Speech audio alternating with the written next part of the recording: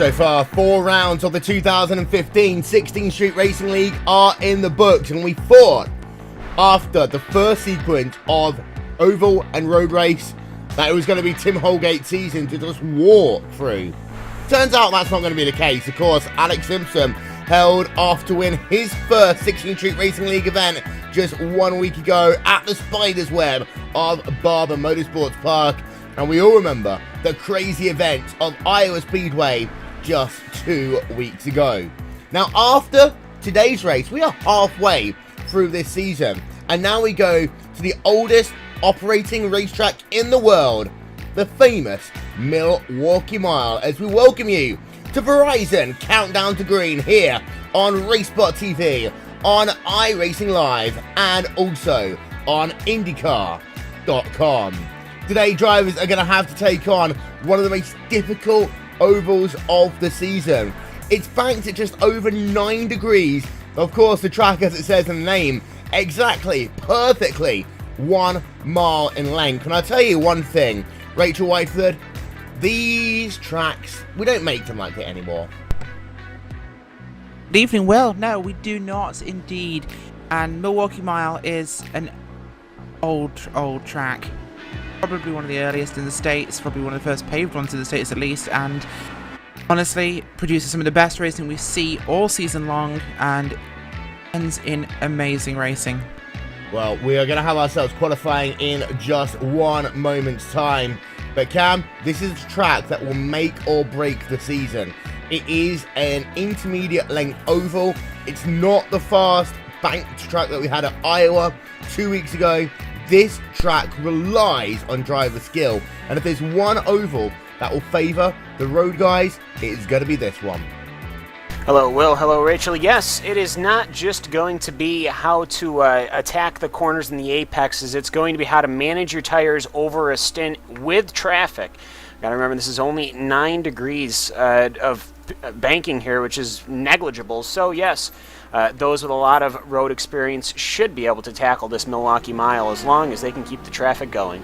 Well, there you can see a look at pit road. We are going to get ourselves ready for qualifying in just 1 moment's time as Verizon Countdown to Green will roll on after this.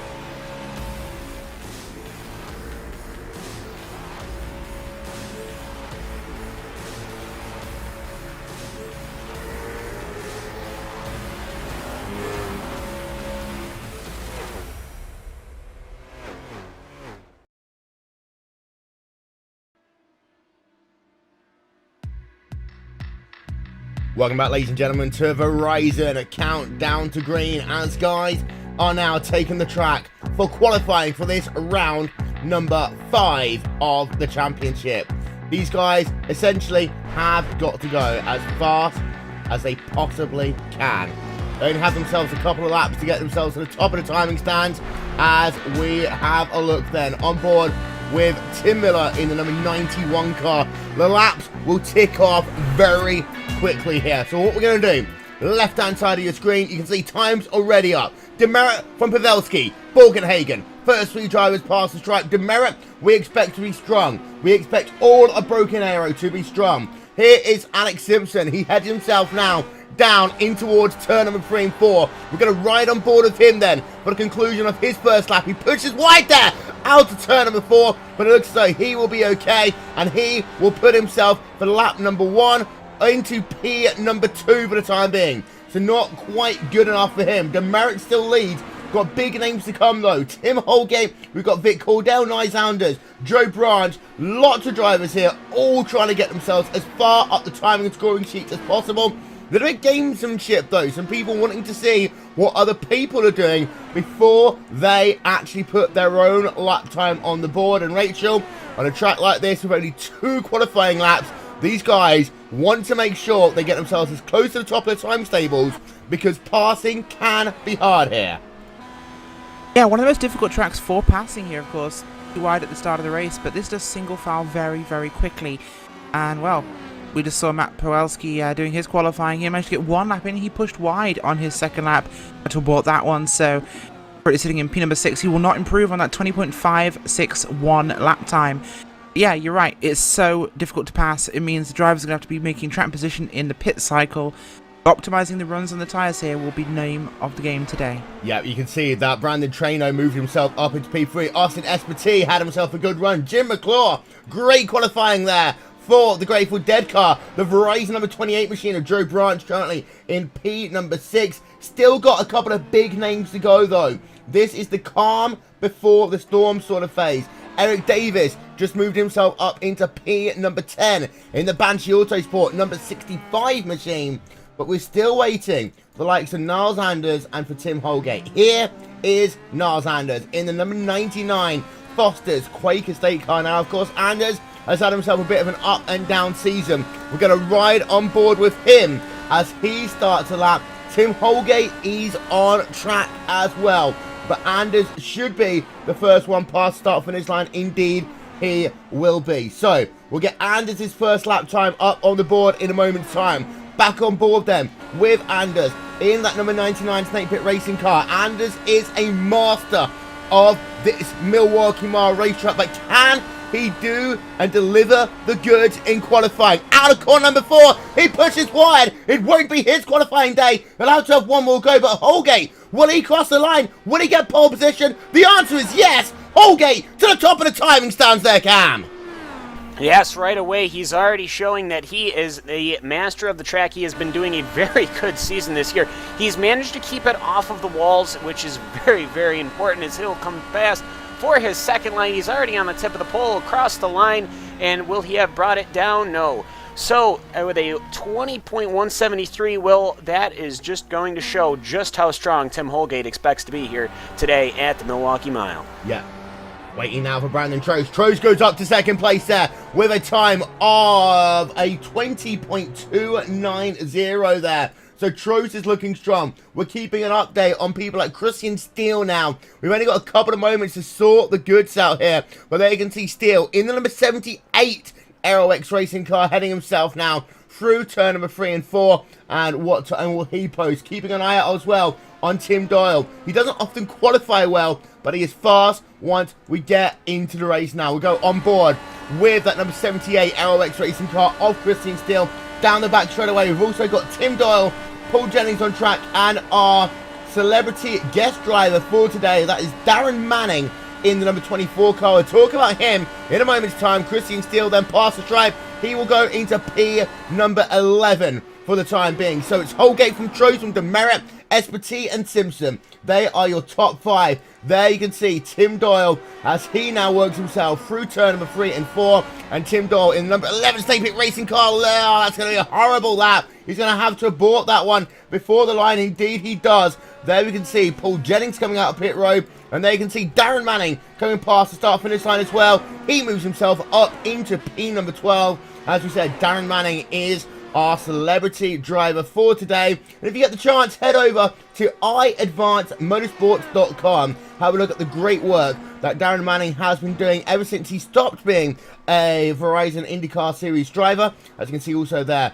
Michael Peters heading himself past the stripe, and he is on to a lap, and that's P number 18 for him. Once again, iAdvanceMotorsports.com. Have a look at the work that Darren Manning and the products does, along with Darren Manning's wife, Laura Manning. So then, waiting still to see what will happen with Tim Doyle and Niles Anders. The last couple of drivers now heading themselves past the start-finish line. There is Tim Doyle. What sort of a lap time is it going to be for him? P4 there for Tim Doyle in the Snake Pit Racing car. So he improves on the second bite of the cherry, but we're still waiting for Niles Anders. He's still waiting to go out. It's him and Brian Simpson, who now are the only two to set themselves a lap time here, Cam. Yes, as we're just about just about halfway through the timing here for the qualifying, as Brian Simpson will get on the throttle and start getting up through the gears here to get his momentum started for this qualifying lap here. Already just a little loose. Now, a track like this, it's very, very easy to go push wide and hit the exit of turn 2 and the exit of turn 4. Muscle memory, you almost expect it to widen out, perhaps in more modern tracks they do, but not here at the Milwaukee Mile, as we'll see Brian R. Simpson will come by for his first lap. Yeah, listen to the engine note. I'm to get well out the gas there through turn before. And I have done literally thousands and thousands and thousands of laps at this racetrack. Brian Simpson moves himself up into P number 18 in that number 2 IndyCar branded car.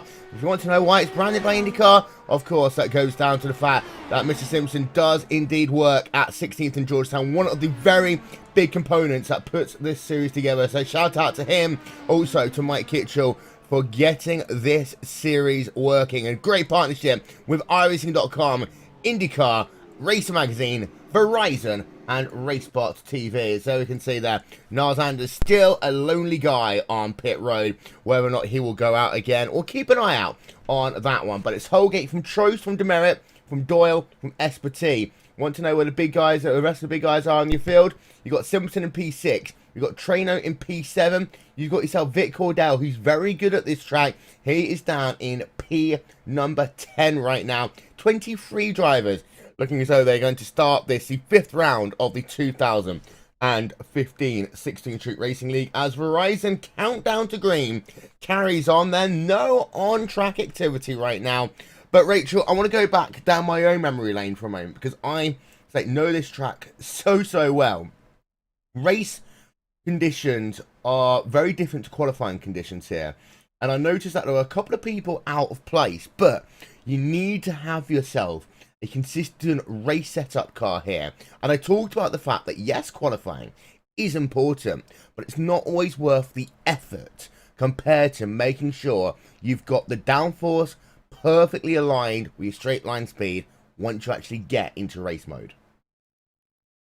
Very much so, Will, and something we have to really consider here is these guys go out on track for a period of time before they come to the qualifying session. An hour and a half they have on track.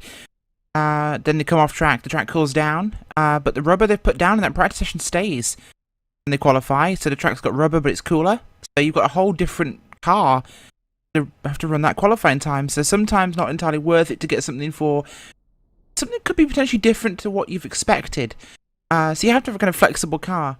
When it comes to the race, though, you are going for the long run. You're going for the fuel runs, you're going for the tyre runs. And you need to have a car that maybe won't be as fast over 5 laps, but over 20, over 30, it can be faster and be consistent. That's a very important thing here. This track is hard on tyres. These drivers need to make sure they have something throughout the fuel runs here. We're going to see this. We're going to see those cars that can start at the front and stay there, or ones that will start at the front and drop backwards. Guys that will come through the field. Drivers like Vic Cordell, Matt Pawelski, and of course people like Eric Davis will be ones we have to keep an eye on. They'll probably start to come to the field. Niles Anders then, he is back out for a qualifying lap. Let's see what he can do on his second bite of the cherry. Really aggressive there through turn number 1 and 2. Down the back straight away he comes, and no, it's all game over. Niles Anders won't be able to do it there. So Niles Anders, he is not going to get a time in by the looks of it. And well, he just keeps on playing with us here. Anders coming from the rear of the field though, in that number 99 car. That could very interestingly be one to watch over the course of this event. We've got ourselves about 8 minutes remaining in qualifying here today. Pole position that's currently being held by the driver of Tim Holgate in the number 6 car. Of course, Holgate is your championship leader heading into this event. One thing I want to talk about as well, Cam, after this event, we are halfway through the season. That means that these guys have got to make sure that every single point matters in terms of the championship. In terms of oval races, we've had some diverse oval series so far. Next time we go to an oval will be round number 7 for Pocono Raceway. Then we go to Texas Motor Speedway. Then, of course, we conclude the season, the 11th round of the championship at the Indianapolis Motor Speedway. That one is part of what is going to be a crazy week of sports, esports, merger all to one together, 30th of December 2015. Yes, and it has been an exciting oval season. We've had a couple of great road racing as well, but the ovals, Pocono and Texas, will definitely bring some exciting racing. And then, of course, the Indianapolis race is always a treasure. But yes, we've had a great variety, I'd have to say, throughout this series so far. We've gone to some relatively long ovals and some, I think this is probably one of the shorter ovals we'll go to, that in Iowa. I believe this is even shorter than Iowa. And this is longer than Iowa. Okay, so I figured Iowa is shorter. So we've had a great variety of tracks, and of course Pocono is one of the longest ovals you could possibly get on. And so it'll really testing every single driver in every single different type and corner of oval and road. So that just goes to show you exactly how strong somebody like Tim Holgate and Brandon Trost and Christopher Demerit have been all season long, just in how strong they have always been up front in the field. Indeed so. So we have got ourselves about 5 minutes now before we start this round number 5 of the 2015 16th Street Racing League. And I say, don't forget that on the 30th of December, it is the 16th Street Racing League Indianapolis 500. Count down to the new year with us here on RaceSpotTV. Of course, so much great college football action going on. Could Indiana's Notre Dame end up in the college football playoff? Well, they're currently ranked in 3rd in the college football playoff ranking, so who knows? We may well end up having Indiana on the 30th and then Indiana on the 31st as we get ourselves ready for 2016. Don't forget also, ladies and gentlemen, on RaceSpotTV, this coming weekend, we are going to have ourselves another edition of the World Cup of iRacing. It is the biggest sim racing club tournament in the world, but to date there's only ever been 2 winners. They have been Club Diat and Club Finland. Now this year, the top 3 seeded clubs are separated by just 15 points in the seedings. That's the closest we have ever seen it. Club Diat are scored in number 3, Club UK and Ireland in number 2, and Club Finland in number 1. Club UK and Ireland are hoping that they may get themselves their first ever World Cup trophy and then a series of heartbreaking defeats. But keep an eye out also on Northwest and Canada. Canada advancing into the final as the wild card, but they very easily can determine who goes home with the World Cup when all is said and done this coming weekend.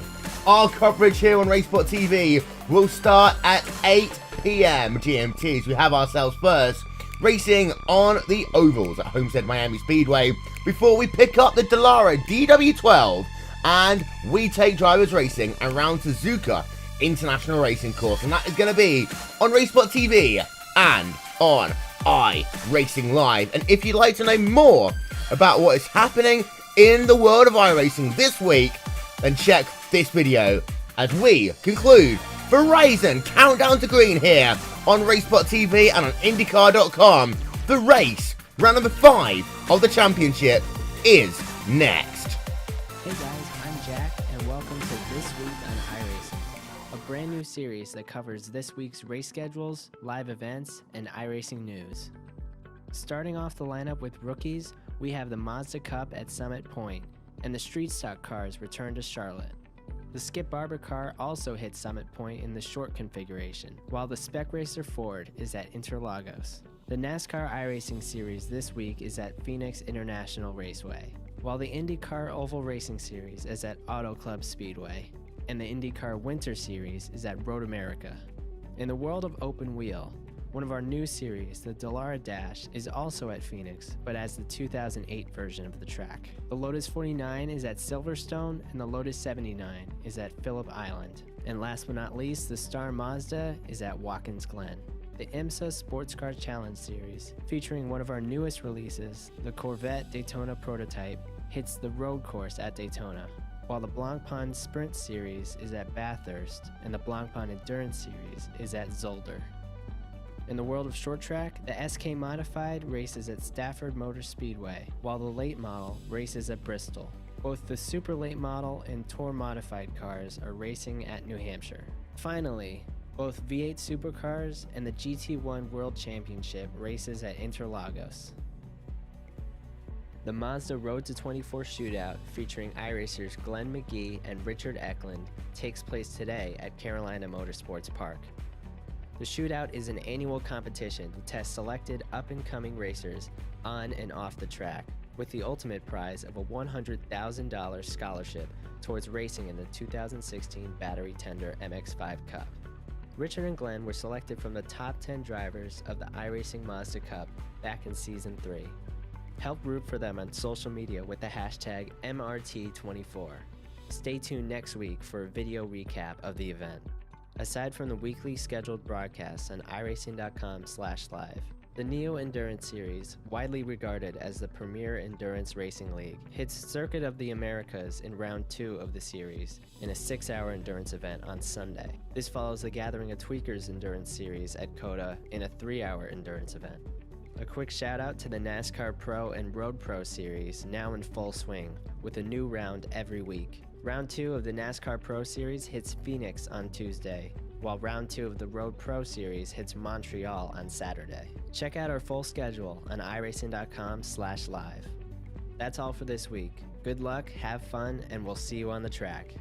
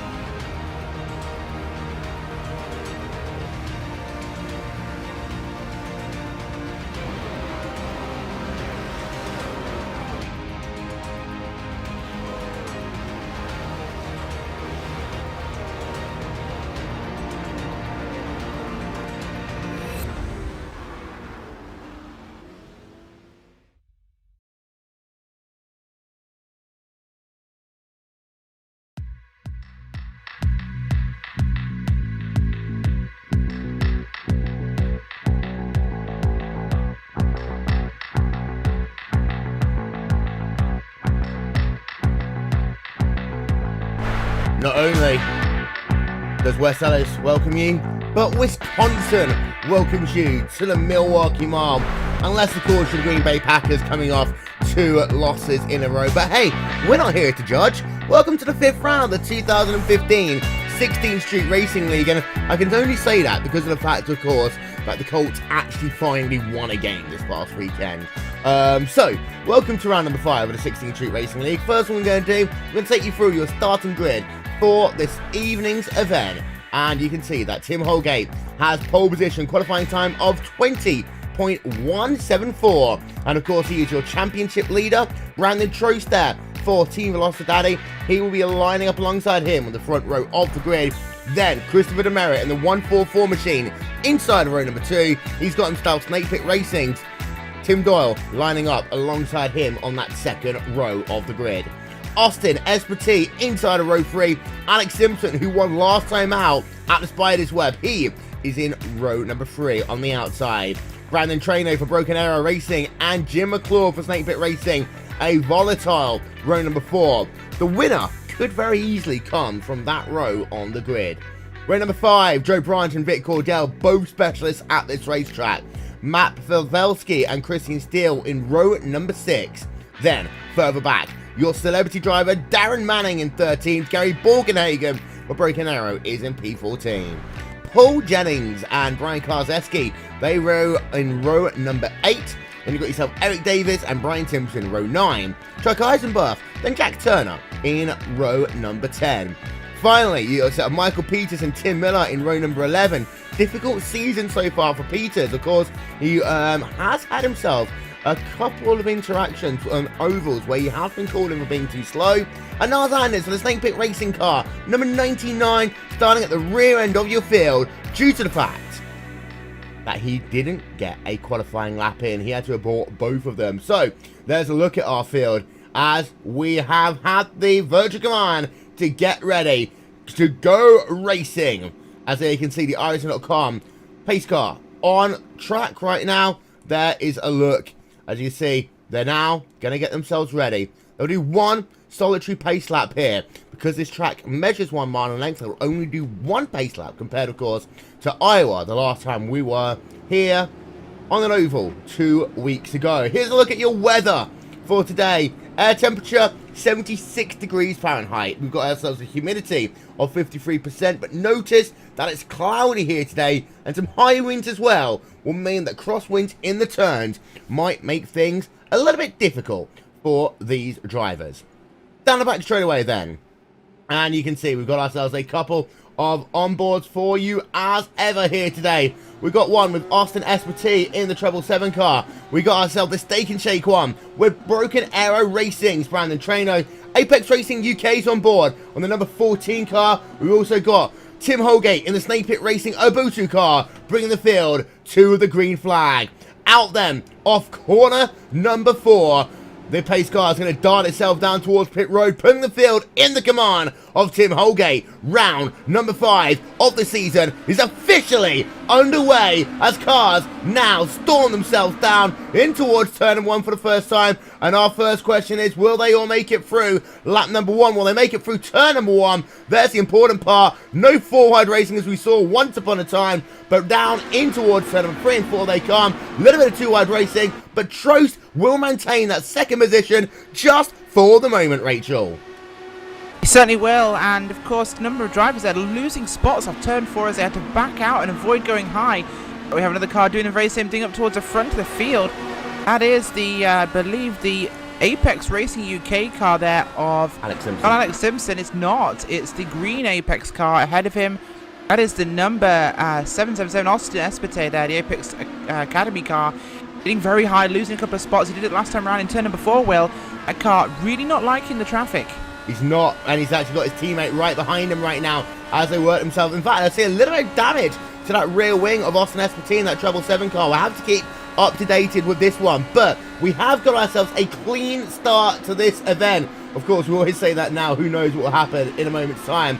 But we'll get that ticker running along the top of your screen. Gary Balkenhagen, Christian Steele, Paul Jennings, scrapping it out down in your mid-pack. And we talked about this there on Verizon Countdown to Green here, Cam. We need to get positions moved quickly. Already, we're into that phase. We saw a little bit of smoke there through turn number 4. We were into that position already where these guys need to preserve their tyres. Yes, I'm already seeing a couple of cars wash out as the field goes through, as Austin Espity will go onto the inside of Matt Pavelski for the back of the 6th field, position. Yeah, that's Darren Manning, our celebrity driver. Darren Manning losing it there. Will he get that car off track? He's spun it around. This could well be our first caution of the day. The field is coming, and well, we believe we are just going to stay green. Just about there, but Darren Manning, our celebrity driver, is unfortunately out of this one in the early going. Let's get ourselves another look then and figure out what happened to him. Well, the number 24 car, Rachel, is out of this event, and it happened because he washed up there in turn number 2. I believe he might have tagged Peters or Miller, one of those two cars. They look very similar along there as well. That's definitely the case, Will. Darren Manning unfortunately tagged the wall out of turn number 2. Very tight there. We saw him backing off earlier into the corners. You probably see on the replay now. Just gets tight, gets up the track, tucks that wall slightly, loses momentum, and that is the number 3, the Miller Light Machine of Michael Peters. Just has nowhere to go, tags the back of him, and that puts him to the inside. So unfortunate end to the race of Aaron Manning. Yeah, and you can just see there, we highlighted it for you, the damage there to the front wing of Michael Peters. He's had himself a horrible season, and it's going to continue once again. Out front, 0.6 of a second right now between Holgate and Brandon Trost. Clean air is going to be the order of the day here. So what we expect to see is this field kind of spread out. You always see gaps for about 1.2 seconds separating your field here. It does look as though it's going to be boring for about 15-20 laps, Cam. But then, as these marbles start to build on the outside of the racetrack, and we start people pushing their tyres a little bit too hard, as I just saw Brandon Trainer actually watching up there on the exit of turn 2, we're going to have to see people who preserve their tyres will come to the top of the standings in about 20 laps time. Now, that is absolutely true, and I am still seeing 2 wide racing into the back of the field here. Brian R. Simpson and Brian Kowalski there.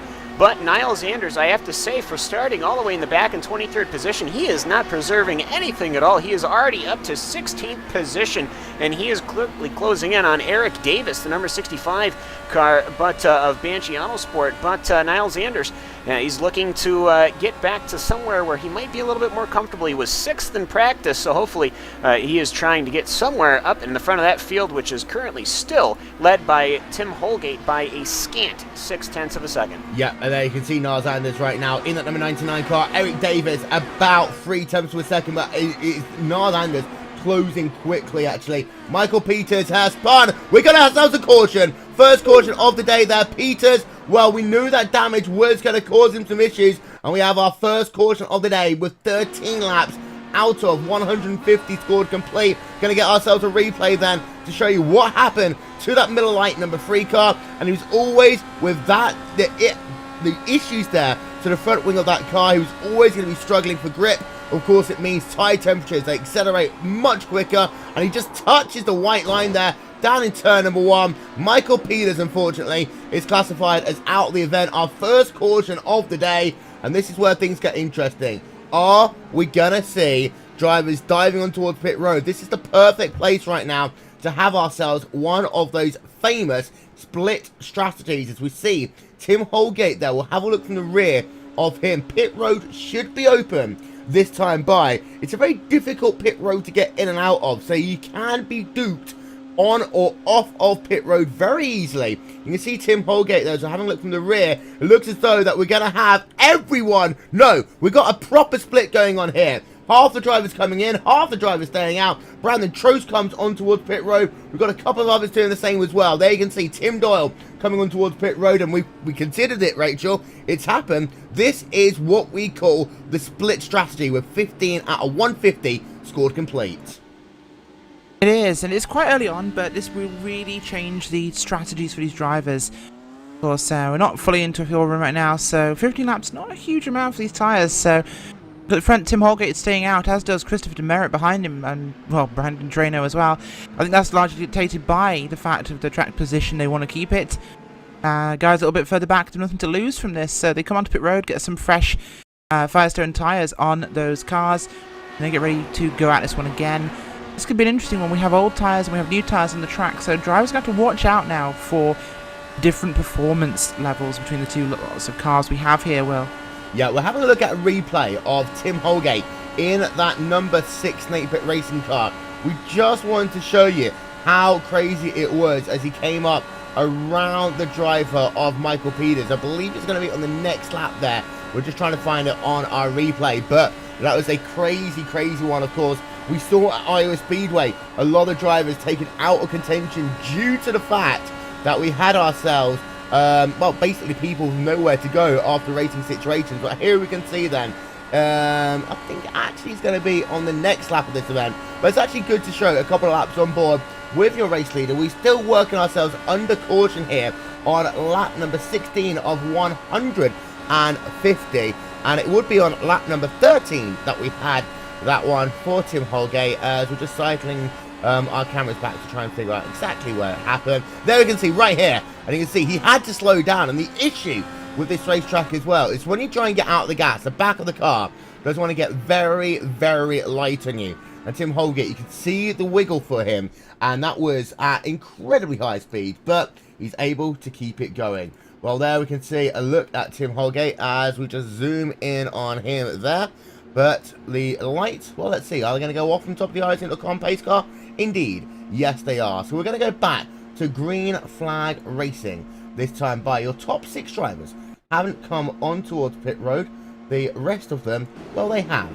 So we are going to go back to green flag racing this time by here on RaceSpotTV and on IndyCar.com. And it is going to be that number 6 Abutu car there of Tim Holgate, who will bring this field back to the green flag. Keep an eye out on that 3rd car in line, the Steak and Shake machine, as we've just lost Austin Espartee as well, but the lights are still off on top of the iRacing.com first safety car. We'll talk about that one in a couple of moments time, because here we are then, 17 of 150 laps going to be scored complete this time by Holgate, bringing the field back to green here on RaceSpot TV.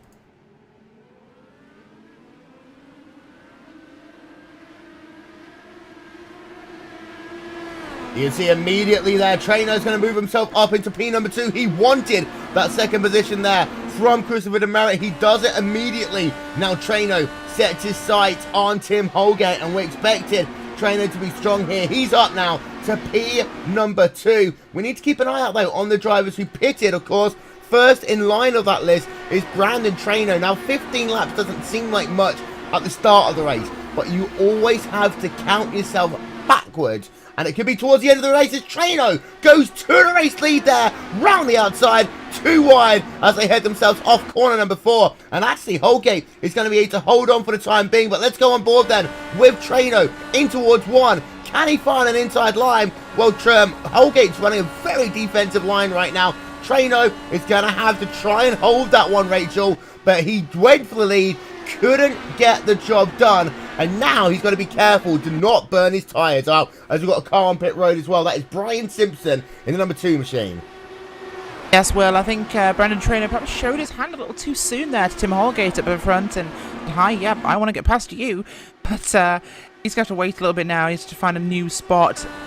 About 5-10 laps, Tim Holgate's tyres will be considerably worse than his, so he has a chance, but bringing that dirty air is a major problem here, of course. This does race like a 2-corner road track, as a few tracks do, New Hampshire being another one, but here at Milwaukee, very difficult track. The dirty air is a big problem for the cars, so staying in second will always be hard, and new tyres are not. Yeah, drivers out of the race so far, Austin Espartee, Michael Peters and Darren Manning. It looks as though it's a long wait on pit road now for that number 2 at IndyCar car of Brian Simpson. He's out of the car. It looks as though he could well be out of the event. But after the crazy restart to this event, it's been about a 0.4 of a second advantage now to Holgate over Brandon Traino. Still some great racing going on in your pack. We're checking in here, Cam, with Vic Cordell in 11th, hunting down Paul Jennings, who runs in P number 10. Yes, and so everyone had gotten away very nicely. Again, Traino just a little too early, but what I'm seeing right now throughout the middle of the field at least is that there seems to be at least 2 definitive lines. There are cars which are absolutely diving for the inside apex, loving that very dark colored inside line, and there are some cars which they drop their left-hand tires on that dark colored pavement and they've just let the rights hang out on that lighter surface and catch the grip there, catch the weight out, as Paul Jennings is trying to keep up with Joe Branch, but is losing him, and Vic Caudill is still catching in. Now, he will be getting a little bit of a draft. They are entering turn 3 at about 180 miles an hour. They're entering turn 1 at about 178. So there's still just a lot of speed they're carrying through these corners. These IndyCars absolutely tearing this Milwaukee mile apart with about 21-second lap times. Yeah, and also Tim Doll, he's lost himself a couple of positions in the last couple of laps. And that's an interesting one to note because, of course, he did pit for tyres, as did a number of drivers in this field. Although his pit stop was a little bit quicker, I am wondering where he did try to take fuel only, because he is falling back, literally. He's being passed by Alex Simpson and also Joe Branch in the last couple of laps. Traino to Holgate, that's up to 1.2 seconds right now. As you just run through your top 8, you can see it on the bottom part of your screen. Holgate leads by about 1.2 seconds over Brandon Traino. Then Christopher Demerit runs in 3rd. Matt Pavelski in 4th. Brandon Trost in 5th. McClure, Simpson and Branch, who round out your top 8. As well, it's been a nice ish restart here. Now we've got to be careful once again that we don't have ourselves drivers just pushing too hard and crossing up that racetrack. We've still got ourselves Brian Simpson on pit road, but even down the rear of your pack here, Cam, we've got ourselves good battling going on. Ryan Karzeski and Chuck Eisenbach.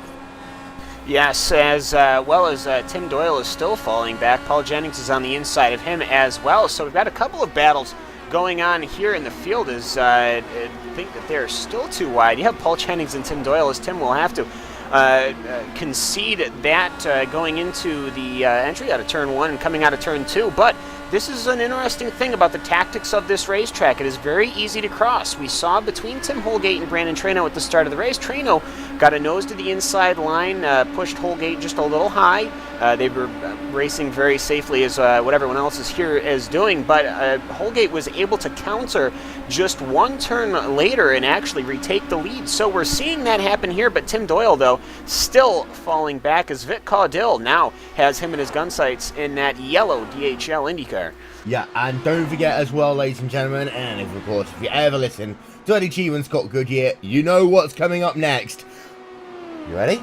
Don't forget, in each of these cars, they have themselves the anti-roll bar, both front and rear, which they can adjust over the course of the racing run. Of course, though, to mess about with the front anti-roll bar, they'll stiffen up the front of the car, and the rear does exactly the same for the rear of the machine. They also have themselves the weight jacker, which lowers or rears the right rear of the race car, and that is just a little lever in the inside of the cockpit. You'll see it there as we ride ourselves on board with Tim Holgate, just underneath the overlay that you can see. We'll get it circled up for you as well. And what that one essentially does is say it will either make the car looser if you raise the right rear up, or it will make the car tighter if you lower it towards the ground. As there you can see Tim Holgate one, and have a look at those in-car controls, which of course are so unique to this Dallara DW12. No push to pass at this racetrack, evidently, but it's interesting to note those in-car tools, because they are a factor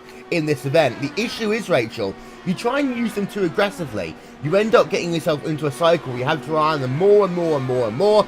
Before you know it, you've run out of tyres. Absolutely. It can be very tempting as a driver to try and use those in-car adjustments, especially the weight jacker. It gives you such an instant feeling of change, instant feeling of grip, and car turns, which is such a nice feeling after tires start to go off. But at the same time, it actually increases the wear rate at certain tracks, which means you end up actually advancing that degeneration of the tire, which is such an awful feeling, but it feels so good you like to do it. But like I say, it's something you have to be very sparing with. By the way, Tim Doyle, update for him, he did take tyres on his stop on, I believe that was lap number 15, so he did take tyres, we can confirm. Yeah, as we have still got ourselves the majority of our drivers, and actually did see an update. Tim Doyle, he is really struggling right now, as he's got Niles Anders. Now, Anders, let's give him some props here. He is back up to P number 12 on track as all. Tim Doyle, he's going to save it there. Was riding on board of him. Incredible stuff. He loses the position to Niles Anders, but he does just about stop that car from going into the wall. And we say it's been a miserable day for Tim Doyle. That one kind of just about sums it up. We're going to get ourselves a replay of that one for you. Having a look, we'll slow it down there through turn number 1. And just look at that car. Actually drifted there, Cam, through turn number 1 and 2. And well, that very easily could have been catastrophic for him. Well, it couldn't have not only been catastrophic for Tim Doyle. Trano's out. Sorry, Trano's out. Trano is out. We need to interrupt you there, Brandon. Trano is out. Matt Pavelski is out as well. We're going to get ourselves a replay of this. Are they in pit road? I take that one back. I do take that one back. They are on pit road. So excuse me for my excitement there. They didn't pit, remember, well. Pit road. Demerit is on pit road as well. So we've got 3 or 4 drivers now on pit road. I do apologise for that one. But Brandon Trano, there you can see, back out on track there. His pit stop time, 8.4 seconds. 6.8 seconds for Matt Pavelski as he completes his service. Christopher Demerit there coming out in 8.2 seconds. So what we know is that these guys can do about 37 laps under green flag racing conditions on fuel. That's 42, 41, 42 laps. The issue is, though, they will go down a lap when they come on towards pit road So you can see Demerit is right out, and that is amongst the likes of Alex Simpson. So they lose pretty much a full lap cam. Well, that they do. This is only 1 mile long, and this is a 20-second lap here in the IndyCars, so it is going to be quite some time there. Now, these cars are coming out with tires, and of course they're filling up with fuel, but they are immediately attacking the cars that have not pitted yet, or at least they are pitted halfway through that on that caution. Christopher Demerit is already taking down some cars. He's already blown past Jim McLaren. He's already catching up to Brandon Trost, and Hoobs is in second right now. Now, it'll be very interesting, this split strategy. If this stays green for the foreseeable future, this is going to be a very, very dramatic race as far as strategy is concerned. Yeah, and let's have a look there. Tim Holgate's last lap time, 21.153. Brandon Trainor's last lap time at 20.978. So Trainor 2/10 of a second faster. That means every 5 laps he will do, he will gain on average 1 second on track. This is what I call the split strategy. It's a seesaw race from here on in. You don't necessarily win the race at this stage, but you very easily can lose it if you let your emotions get the better of you. And don't forget as well, traffic is a major factor now in this event. As we have a look there on board with the Sniper Peak Racing number 6 machine of Tim Holgate. We expect him on pit road at some point soon, Rachel, because of course he hasn't yet pitted in this event, so he's gone 6 laps longer than his competition. Of course, if he can get himself down to about lap number 50, which I expect he's going to do, probably coming around 50-51, he will basically split this race into 3 equal portions, and in his mind at least, that is the safest and quickest way of completing this 150-mile event. But one thing we always see at Milwaukee, Will, is fuel strategy. And Tim Holgate has often proved himself to be the master of that right pedal. Not just that, but the fuel modes on his steering wheel as well. As he will dive onto pit road this time by lap 48. Can't quite make it to 50. But he, of course, brilliant at saving fuel. Obviously not going to make it here, but he has had a couple of laps under caution, so could work in his favour. Right now, of course, heading onto pit road, getting some racing fuel in that car, and for Firestone tyres, that car will come up on the jacks right now. And he will get his service from his crew. Looking for that time? Yeah, and it will come up there as a service time of 9.3 seconds out and away there for Tim Holgate as he circulates back out on track. Now let's see where he's going to be in relation to Brandon Trainor, and Brandon Trainor actually is going to be ahead of him when all is said and done. So those 5 additional laps at that stage of the event, as we alluded to, is going to be the difference maker. Brandon Trainor able to basically do what Formula 1 terms we call the undercut. You see Trainor working himself past some traffic, but now you have to hope that for Holgate at least, he can get himself a bit more run later on, as Jim McClure out and away in that number 9 Snake Pit Racing car in a time of 9 seconds. And most drivers now have made themselves 1 pit stop. Brandon Trost, of course, is the first driver to have pitted. These guys, Rachel, they're going to come in the next 10-ish laps or so. But for Holgate, we need to compare his lap times in about 10 laps to those of Brandon Trainor. And that is when we're going to see who's going to win this motor race. We very much will, and as I just mentioned earlier, of course, we had a few drivers that are brilliant at saving fuel at this place. As we see Tim Holgate working on Chuck Eisenbarth back there for P number 14 on the racetrack, P number 13 even. Yeah, this will be a long one, and I think if drivers can make these long first stints, we have 4 or 5 laps at the end, 6 laps maybe that they are short, we could see some hyper-aggressive fuel saving when they're in a safe position to do so. Now isn't the time to go like that. Now is the time to just run as long as you can without losing too much time. Later, when everyone else has made an extra pit stop, you can just go back into one of the lower fuel saving modes. You might be able to win this motor race. Yeah, and we haven't yet talked about that. There are ways of saving fuel. Of course, back on the IRO 5, the only way that you could do so was with the noisy pedal on the right-hand side of your car. If we go on board then with Joe Branch, but there are a number of fuel mix settings that these guys can use. They've got one which is exclusively for working under caution. Then they have themselves about 6 different options available whilst running on track. And of course, who can forget some of the great fuel-saving races that have taken place at Indianapolis Motor Speedway? People say, oh, fuel-saving races are boring. Not in IndyCar, they're not, especially if you've got yourselves a 20-lap green flag run to the end at the Indy 500, or you're running yourselves in the 2008 Twin Motegi IndyCar event. I was going to mention that what happened there between Elio Castroneves and Danica Patrick. But Tim Doyle, Gary Borgenhagen, Ever since his pit stop, I'm still noticing that Tim Doyle is still running slowly. I'm almost starting to think he's an 11 car, nowhere near the speed of his teammates. No, and I do see him clipping that inside yellow curbing quite often. I'm wondering, maybe it might have tweaked something somewhere along the line, Cam, because that Snake Pit Racing 11 car, nowhere near the speed of his teammates. No, and I do see him clipping that inside yellow curbing quite often. I'm wondering if perhaps maybe this weather's just a little warmer than they had practiced for, or perhaps they made a late practice adjustment that just didn't work out. But ultimately, though, Tim Doyle, even though he qualified in 4th position, he's still in 7th, which is very respectable. But he has definitely not had the pace, as we've said, of his teammates.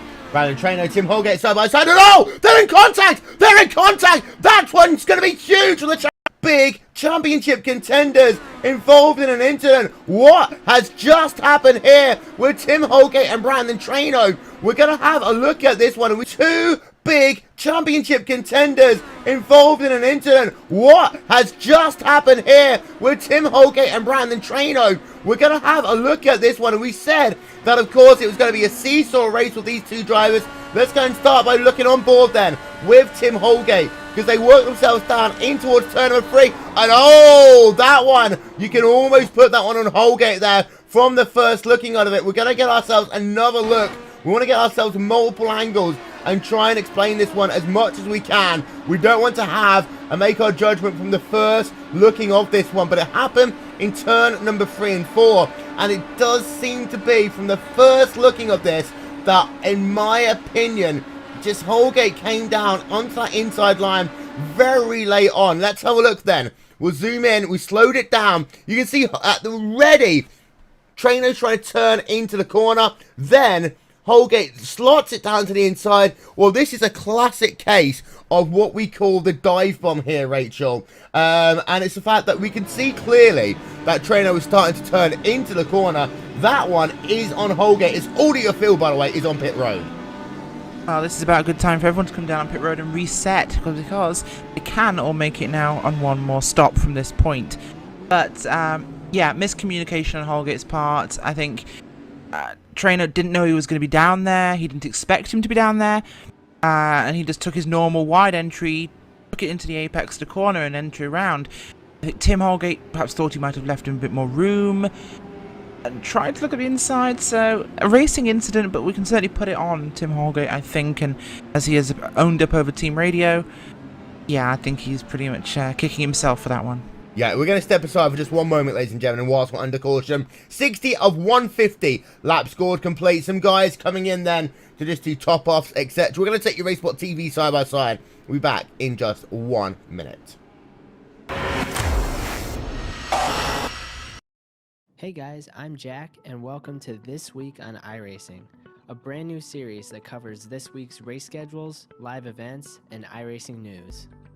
Starting off the lineup with rookies, we have the Mazda Cup at Summit Point, and the Street Stock cars return to Charlotte. The Skip Barber car also hit Summit Point in the short configuration, while the Spec Racer Ford is at Interlagos. The NASCAR iRacing Series this week is at Phoenix International Raceway, while the IndyCar Oval Racing Series is at Auto Club Speedway, and the IndyCar Winter Series is at Road America. In the world of open wheel, one of our new series, the Dallara Dash, is also at Phoenix, but as the 2008 version of the track. The Lotus 49 is at Silverstone, and the Lotus 79 is at Phillip Island. And last but not least, the Star Mazda is at Watkins Glen. The IMSA Sports Car Challenge Series, featuring one of our newest releases, the Corvette Daytona Prototype, hits the road course at Daytona, while the Blancpain Sprint Series is at Bathurst, and the Blancpain Endurance Series is at Zolder. In the world of short track, the SK Modified races at Stafford Motor Speedway, while the late model races at Bristol. Both the Super Late Model and Tour Modified cars are racing at New Hampshire. Finally, both V8 Supercars and the GT1 World Championship races at Interlagos.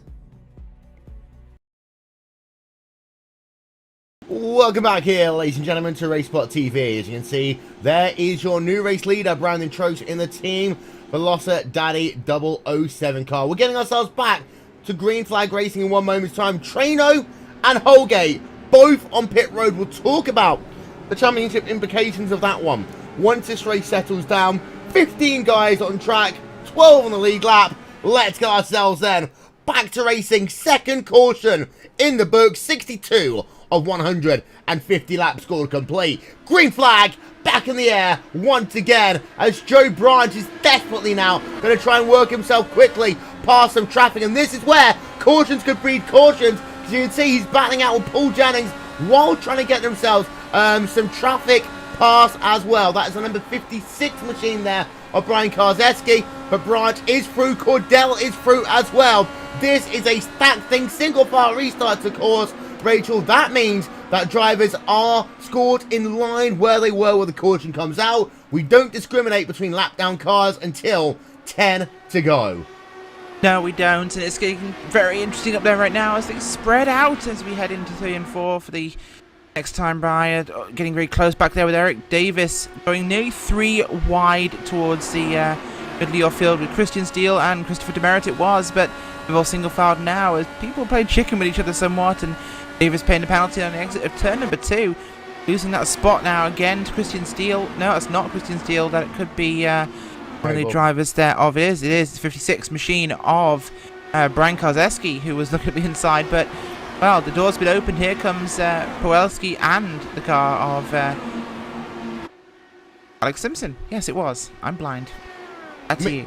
Meanwhile, we've got ourselves a great battle that's been going on here with Paul Jennings, and we've also had ourselves the likes of Joe Branch, Vic Cordell involved in it, Tim Holgate trying to work himself through the field as well in that number 11 machine. Let's ride ourselves on board then with Holgate side by side with Demerit as they exit turn number 2. Down the back straight away they go, and for Tim Doyle, the outside line worked for him there. Now, in that scrap that we saw you with Jennings lost out to both Joe Branch and Vic Cordell. The big winner, however, was Brandon Trost, as he's going 2 tenths of a second faster than anyone else on track right now. Gap already 2.1 seconds.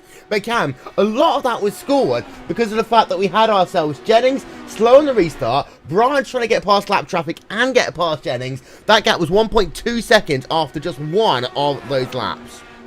Yes, and right off the start, there was a lapped car behind Brandon Trouster. Maybe perhaps not a lapped car, but a slower car that didn't pit. But either way, he had to make way for the oncoming fields. And on a track like Milwaukee, it's not necessarily an easy thing to do. He did a very, very good job letting the field get through.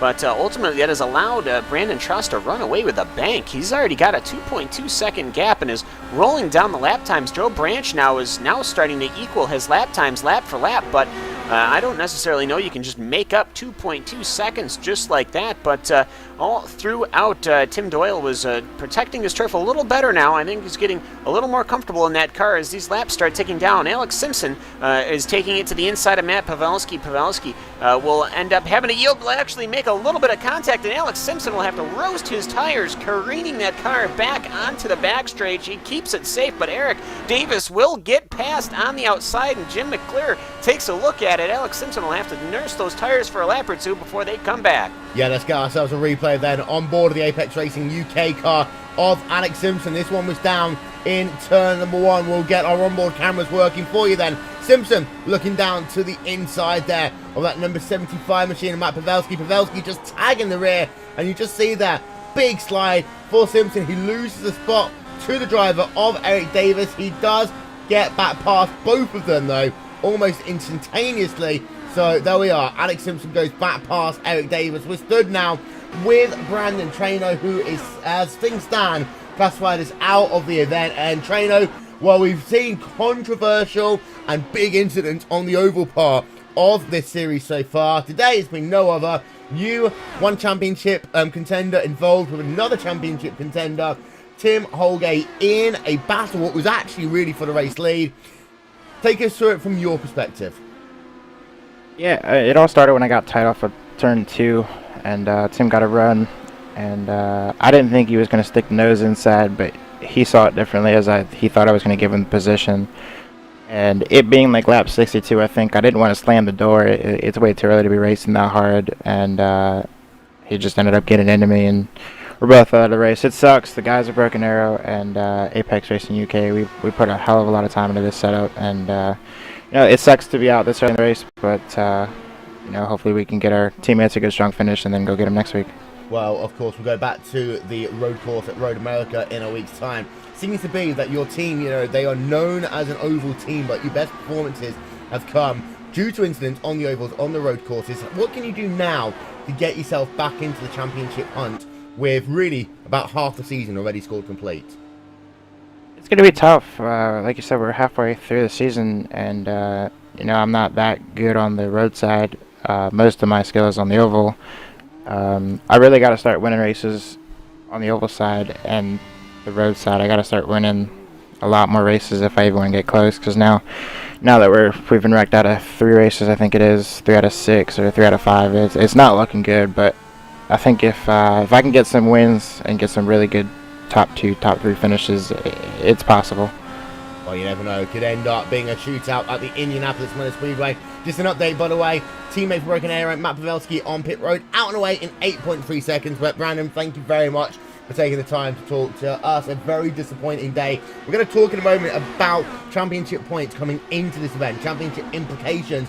But we've got ourselves Alex Simpson, Christian Steele, side by side right now, Cam, and that is for P number 8 and 9 on track.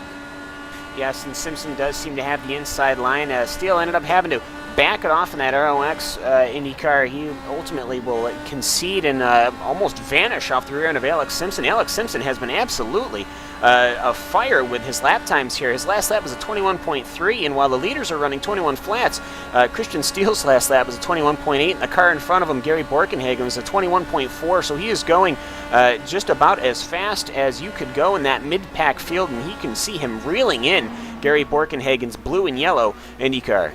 Yep, so let's have a look then through your field. We've got ourselves Tim Doyle, Christopher Demerit still scrapping it out for position. One important thing to note though, Rachel, Joe Branch is slowly starting to bring the times down as now Simpson brings his car down towards pit road. 82 of 150 laps scored complete. Very much so. Well, the Verizon IndyCar machine there of Joe Branch sitting currently P number 2, 3 seconds behind your leader Brandon Trost. Times are starting to improve though. Last time by, Brandon Trost did a 21.212. Joe Branch did a 2.41. He has actually managed to stop the bleeding. Now we'll see if he can start to close the gap. Yeah, as they can see, out and away in 7.7 seconds then for the driver of Alex Simpson. Back out onto track he comes. As you can see there, Jim McClure now scrapping it out with Christian Steele, and this is for P number 8 and 9 on track. It seems to be Steele's always in the mix in the action all of a sudden, Cam. Yes, he's either he's falling back or he's pushing forward. I think he might have one of those cars that have a very great intro to the set. Might be very good off of cautions, but he seems to have lost that position from Alex Simpson, which he promptly got back due to Simpson's pitting. And then Jim McClure is able to catch right up. Now it'll be very interesting to try and see how he can get past, though. Christian Steele, if he keeps taking that line he's taking where he's going over the curbing and touching that inside apex, that inside concrete, he's going to have a very, very rough day. Yeah, there you can see the live gap is about 0.2 of a second. Last time by, well, the times are pretty much identical. Of course, they are running in the draft, however. Out front, Trost did himself a 21.2, sorry, 21.3, as here comes down to the inside. McClure then, gotta go, past Steele, down in towards turn number 3 and 4, side by side. The Grateful Dead car moves himself past the ROX racing car. McClure up into P number 8 on track. As well, let's turn our attention back to the front whilst we talk about the championship standings, Rachel, because Holgate came in with a 27-point advantage over Matt Pavelski, with Alex Simpson in third, 41 points back, PJ Sturgis 47 points back, Brandon Trost 55 back. Now, Trost is the only one of these drivers that I've mentioned actually running well today. Alex Simpson is down in P number 12. We've got no PJ Sturgis. Matt Pavelski is well down your field in P number 11. Then, of course, Brandon Traino, he's 60 points back coming into this event. But Holgate, he will likely come out of this race with the championship lead. In fact, he will come out of this race with the championship lead. But it's going to be much closer when we head ourselves to Road America in 1 week's time. It will, and that is a track, of course, where we know Tim Holgate is very, very strong. It's going to draw your attention, no will, to the battle between P5 and P6 in the racetrack here. Great fighting here between Demerit and Doyle. Doyle found his mojo finally. That car performing a lot better than it has been recently. But Christopher Demerit, oh, that car is a lot faster, it seems. He's looking high, he's looking low. Cannot find a way to get past that number 11. Yeah, there we can see Tim Doyle has done himself last time by 21.5. It was a 21.7 for Demerit. Actually, no, identical lap times there. 21.556, of course. It looks as though that Tim Doyle is just pulling Demerit around the racetrack. But Demerit needs to be careful, of course. Tyres, we'll talk about marbles. They're building up on the outside of the racetrack. It becomes more and more of a single groove racetrack as this race progresses. We see it all the time in the Verizon IndyCar series, of course. When we have cautions, we get some of them out of the way. But under green flag racing, you just get those little bits of rubber pushing up the racetrack, and it means you've got to be very careful. And especially these guys that are clipping that kind of little apron area through turn number 1 and 2, they brush up the racetrack, they get involved in more and more incidents as a consequence. Don't forget, ladies and gentlemen, the Pro Series of NASCAR is underway right now on LSR TV and on iRacing Live. Of course, we want you to stick around for the next 57 laps here on RaceSpotTV and on iRacing Live. But once we're done, go and check out the NASCAR Pro Series of NASCAR. I've said that twice, but it's the iRacing car on Pro Series of NASCAR, and that is on LSR TV and on iRacing Live. So we've got ourselves some good scraps going on. Demerit's actually right up on the rear now of Tim Doyle, as we're going to have ourselves 100 scored complete in a moment. We'll run through your field just then, but just trying to figure out, it's about 2 tenths per second. Demerit's struggling to try and find the line, but he's getting himself a good run out the corner, down to the inside he goes. Textbook then, push the car to the outside line, get the run off the corner, Cam, but they're side by side, coming out of turn number 3 and 4. Demerit struggling to hold that inside line. Well, this is what we saw the first time that these guys had the bout. Demerit had the inside line. I thought he had the pass relatively easy. Doyle's car got loose, wiggling in 3 and 4, just as it did this time.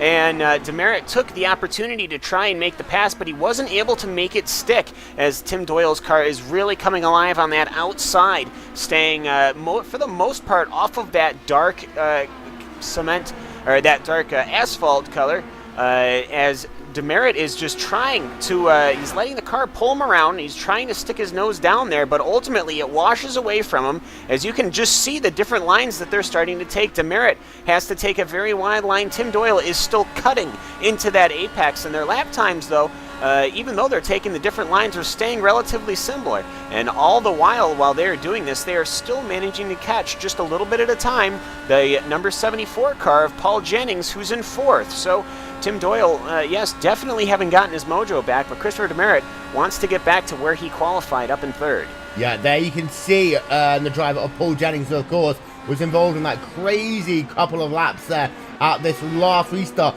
Only 2 cautions so far then in this 150 lap event. We've been running this race for less than 50 minutes. We are now on to lap number 100 of 150, and there are your top 8. Trost leads, but the gap between him and Joe Branch has come down as McClure is on pit road right now. So 1.9 seconds down the gap between Brandon Trost and Joe Branch. Vic Cordell a further 1.1 seconds back. Paul Jennings is in P4, then Tim Doyle, then Demerit, Borgenhagen and Steele are your top 8. Rounding out your top 10 are Eric Davis and Jim McClure, just heading himself out of pit road right now. So there we can see McClure. Let's cycle that camera around, see if there's anyone around him as he comes back out onto track in that number 9 Snake Pit Racing car. Nothing at all then for the Grateful Dead car as he is back out onto track. But, oh, Trost has lost 4 tenths of a second in a lap. He cannot seem to wheel that car around traffic very easily, Rachel.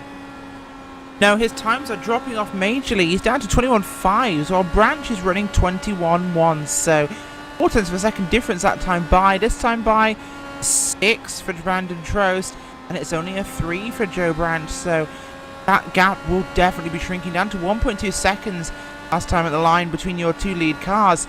This is really closing in. Joe Branch just able to navigate traffic so much better than Brandon Trost. Yeah, and I'm just having a look there. Having a look again. It's a 21.611 for Brandon Trost, a 21.382 for Joe Branch, and it seems to be Trost cannot handle traffic in that Mario Kart 007 machine. Second he gets up behind some traffic, he's slowing dramatically. That gap has come down by 1 second in just 3 laps here. When we talk about these in-car tools, he must be furiously trying to use those anti-roll bars and also the weight checker, as Christopher Demerit is looking as though he's out of the event, but we do stay green for the time being. Cam, any updates? Well, looking at what had happened with Christopher Demerit's car, it did look like the rear end, it actually looked like he clipped that yellow curbing. The car snapped around, and while the car wasn't significantly damaged, it ultimately nosed into some tires, and they were able to get that off the track, so it was well off of the racing line and inside.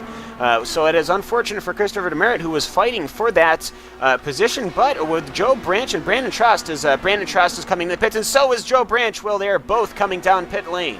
Yep, so we're just getting ourselves a quick replay then of Christopher Demerit, but we will show you pit stops as they are taking place from your race lead right now, and there we can see then what happened to Demerit, the back end of that car just sliding out into the grass. That car went, and that is his day in the broken aero car done. But now, let's go back and have a look, because we've got ourselves a big battle here. Joe Branch versus Brandon Trost, and it's going to be Trost who leads out of pit road. Joe Branch comes out behind, and actually, Brandon Trost is a little bit better getting off of pit road as well. He's gained himself about a second through that pit stop sequence. Joe Branch is lost out there in the number 28 Samsung Verizon IndyCar, and it means that Tim Doyle, just for a moment, at least leads this motor race, but you can see how desperate he was trying to get past there with Joe Branch, as now Tim Doyle is on towards pit road, Rachel.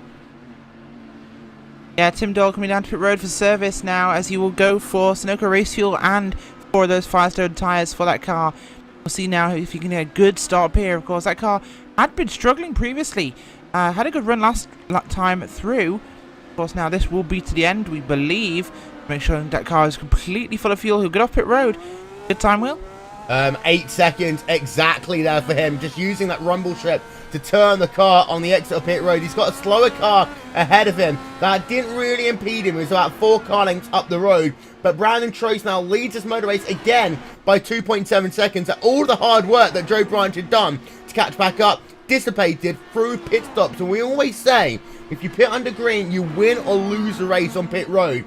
Cordell has closed up to the rear of Joe Branch. Simpson has closed up to the rear of Vic Cordell. There are now 3 drivers separated by 1.5 seconds with now 40 laps to go. The only thing we need now is a caution, and then this race will really kick itself into high gear. Trost leads then by 3 seconds over Branch, then Cordell, Simpson and Tim Doyle. They are your top 10 drivers on the lead lap. We've got ourselves 1 driver 1 lap down, 2 drivers, 3 drivers 2 laps down in this event. Of course, the big story for those of you just joining us is that we have lost championship contenders Brandon Traino and Tim Holgate in the same incident. Holgate looked down to the inside, down in towards turn number 3 and 4. The gap wasn't there. 2 of the biggest drivers in this event out in the blink of an eye, and it means that Traino's in P17 in the standings, Holgate down in P number 18.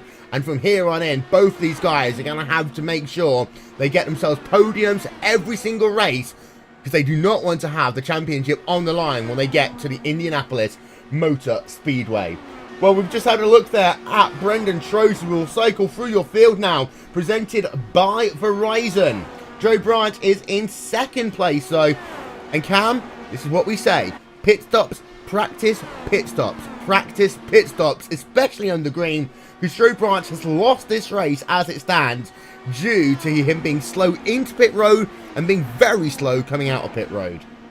I think he was a little afraid that he might have gotten a speeding penalty, though. I think he was on the pit limiter the entire time. Either Trost was just able to nail it right at the right moment where he had left what would be considered pit lane, and he lit the tires up and got that car going. I think Branch might have let that car drift a little bit, and just to make sure that everything was safe, as he qualified 9th, he's in 2nd position, very good right now. Vic Caudill, though, just actually ran a 20.981, so he has gone, it's only a 1/10 of a second faster, but that is one of the very first 20 race laps I have seen, as Vic Caudill is looking to really reel in Joe Branch. And I've been noticing as this race has progressed, these cars are getting a little higher up the banking. Not as many cars are really taking that inside line, except for in turns 2 and well, between turns 1 and 2, they're still clipping that yellow line, but in the outside 3 and 4, they are taking a very wide line. Yeah. And to confirm, by the way, Vic Caudill is the 3rd driver to score a time inside of the 20-second range.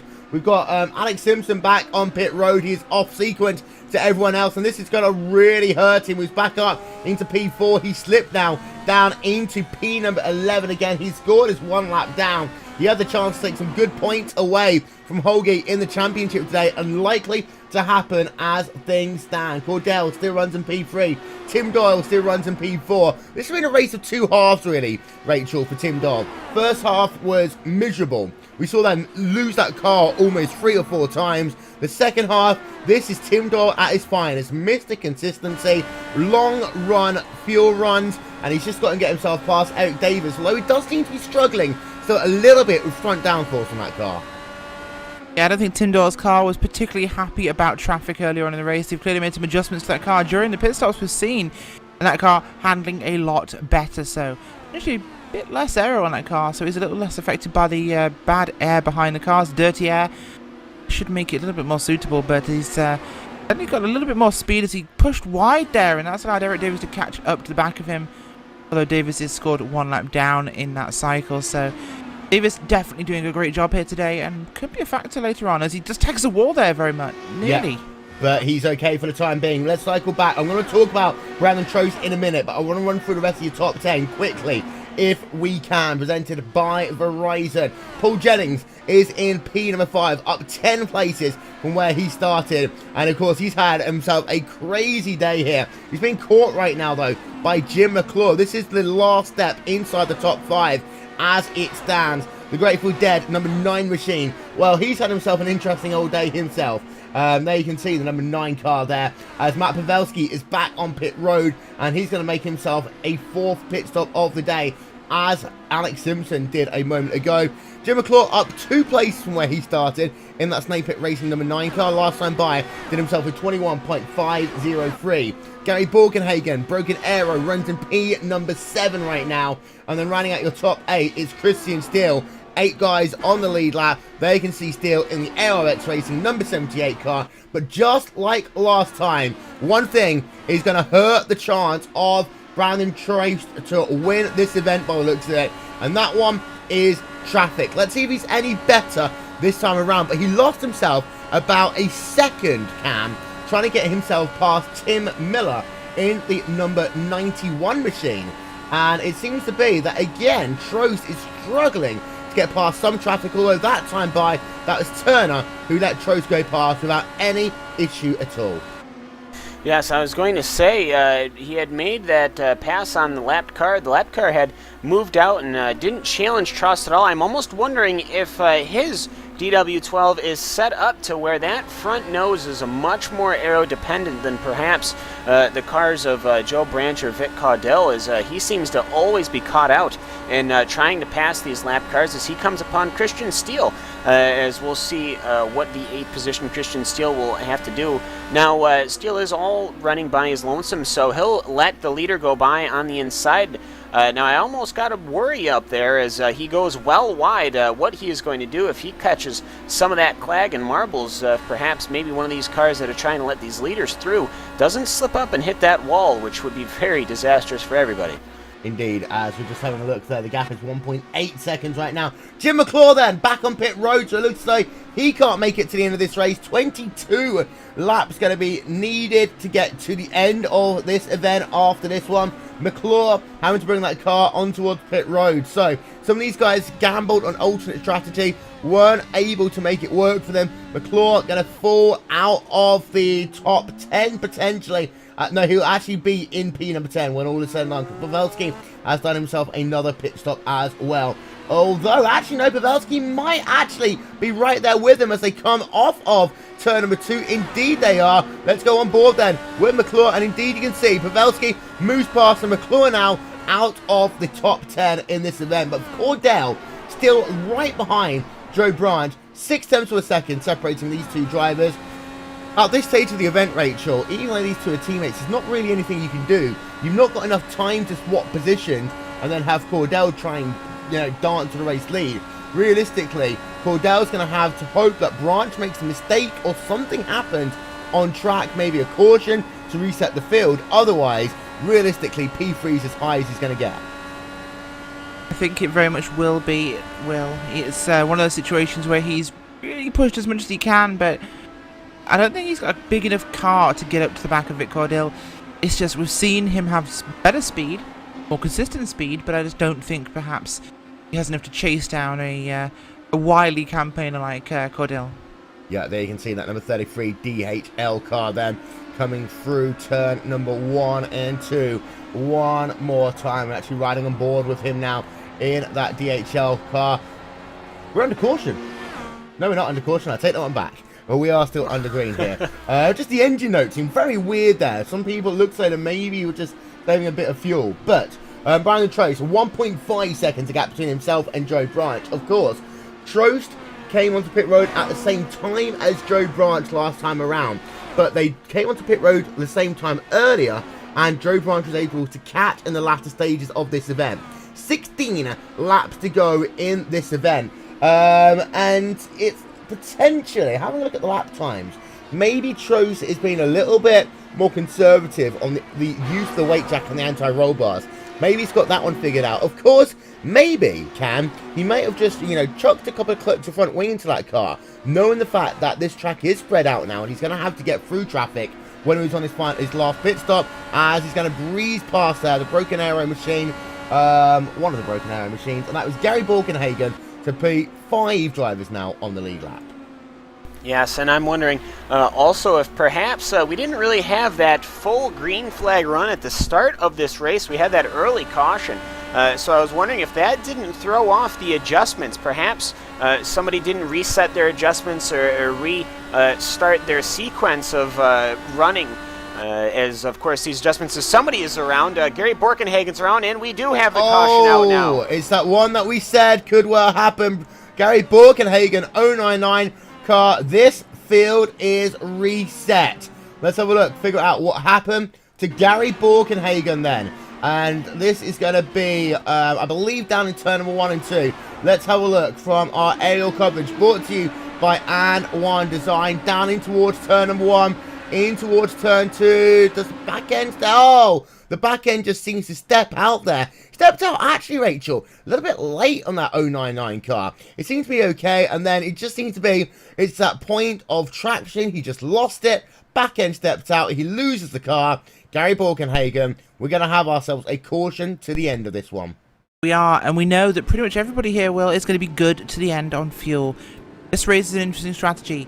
Do the top 5 all come in for tyres? Does everybody else wave around? Does someone from that top 5 stay out on track? Well, it looks, from what I'm thinking, looks as though everyone, pit road was open. So, Paul Jennings, the only driver to come down on towards pit road. Your top 4 drivers have all decided, actually, except for Tim Doyle. Tim Doyle said that he wants to come in, and he does this quite often. He's the master of this endgame, is Tim Doyle. So Tim Doyle and Paul Jennings both come on towards pit road for fuel. They will actually, remember, get themselves... Well, it's interesting, because of when the caution came out, they may have to work themselves through some traffic. We'll keep you updated on that one. Your top 3 didn't pit. P number 4, P number 5 did. We're going to step aside very quickly, ladies and gentlemen. Don't go anywhere. We'll be back in just one moment's time.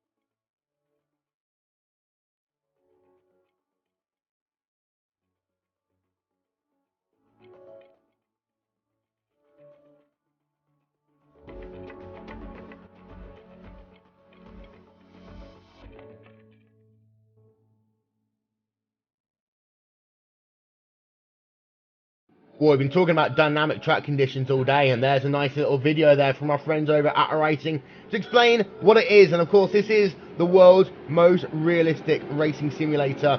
We did talk about whether or not guys will be put to the rear of the field. Oh, yes, they have. There we can have a look then. There are your top 5 drivers in shot. It is Brandon Trost from Joe Branch, from Vic Cordell, Tim Doyle, and Paul Jennings.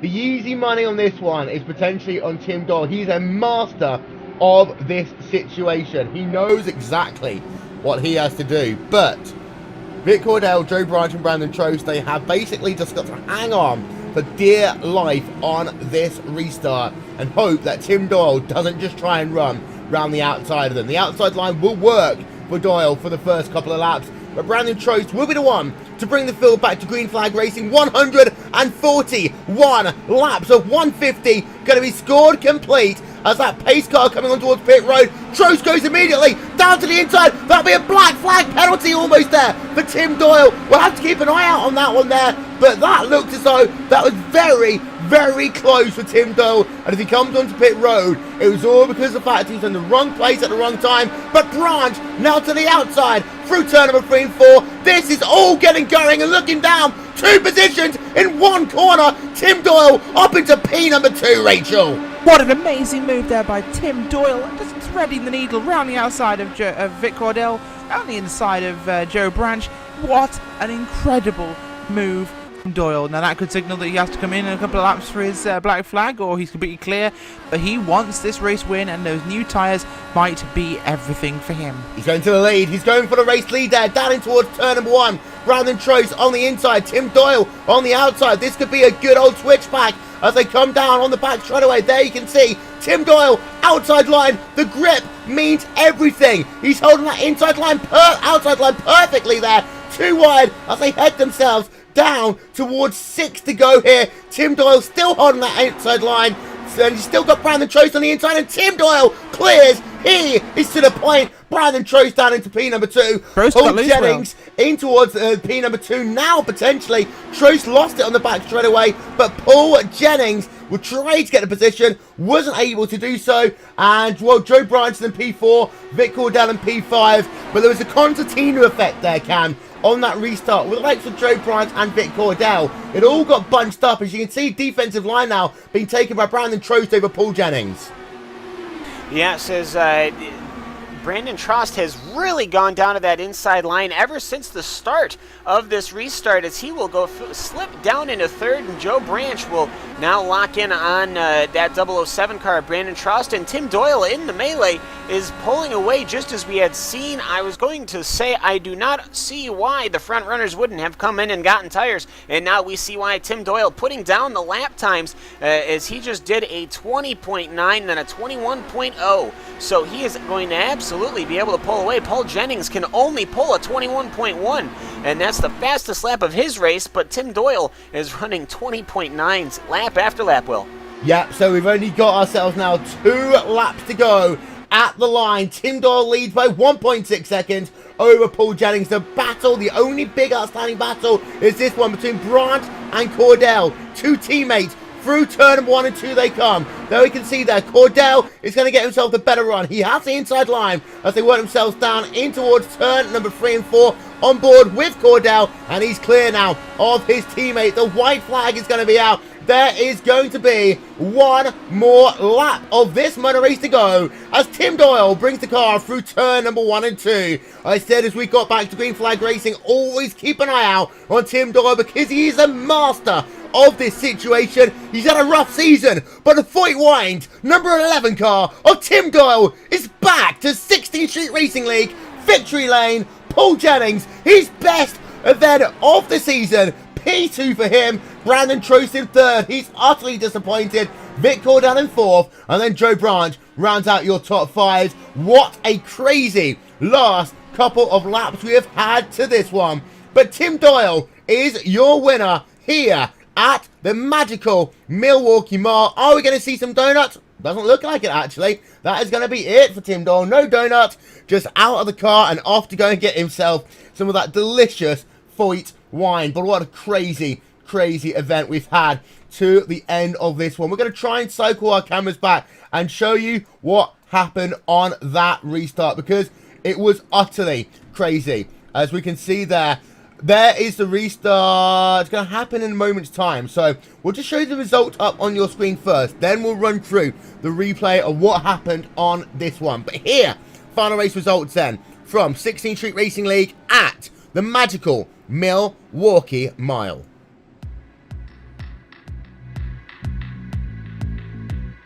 Tim Doyle, victory by 1.3 seconds over Paul Jennings. Brandon Trost is in third. Vic Cordell fourth. Then Joe Branch in fifth. Jim McClure in sixth. Matt Pavelski in seventh. Alex Simpson in eighth. Christian Steele in ninth. And Eric Davis rounds out your top 10.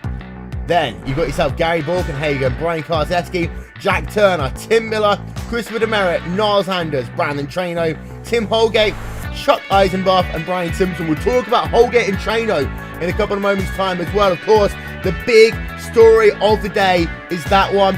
Final bit of your results then, but let's have a look there at this restart and let's show you what happened as these guys came in towards turn 1-2. It all looked so calm, so everything, but keep an eye out on Tim Doyle. He's already on the move, and this is the point that we're just going to slow it down and talk you through what's happening. Joe Branch, he moves himself to the outside line, trying to go past the driver of Brandon Trost. You can see him, he's on the outside line. We'll just show you what we're talking about here.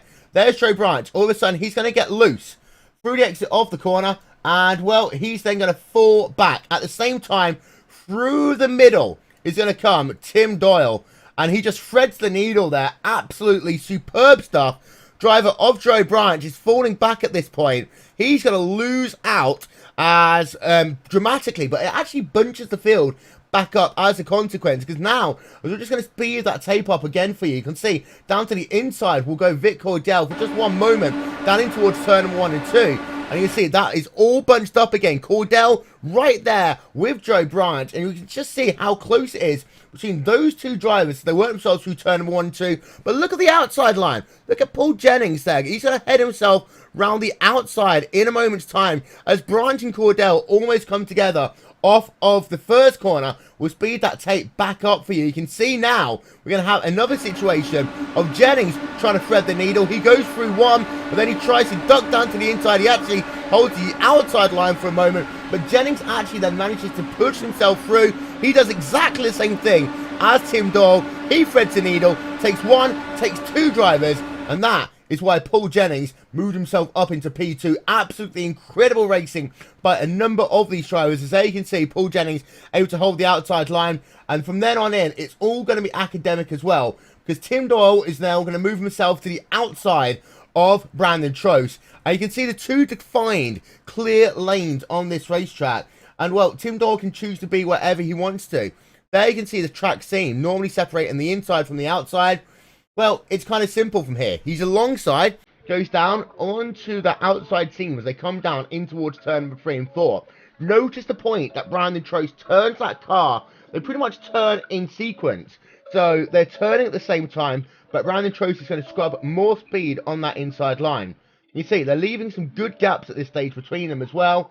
Through turn number 3 and 4 they come. It does get closer and closer. This is a process called diamonding off the corner, which is what Tim Doyle was doing there. Basically high in, low into the corner, and then high out of it. But then Tim Doyle able to get himself to the front of the field.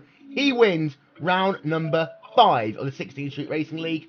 The Racer post-race show will be after these messages. You are watching the 16th Street Racing League here on RaceSpotTV, on IndyCar.com, and on iRacing Live. As we say, the Racer post-race show is after this message.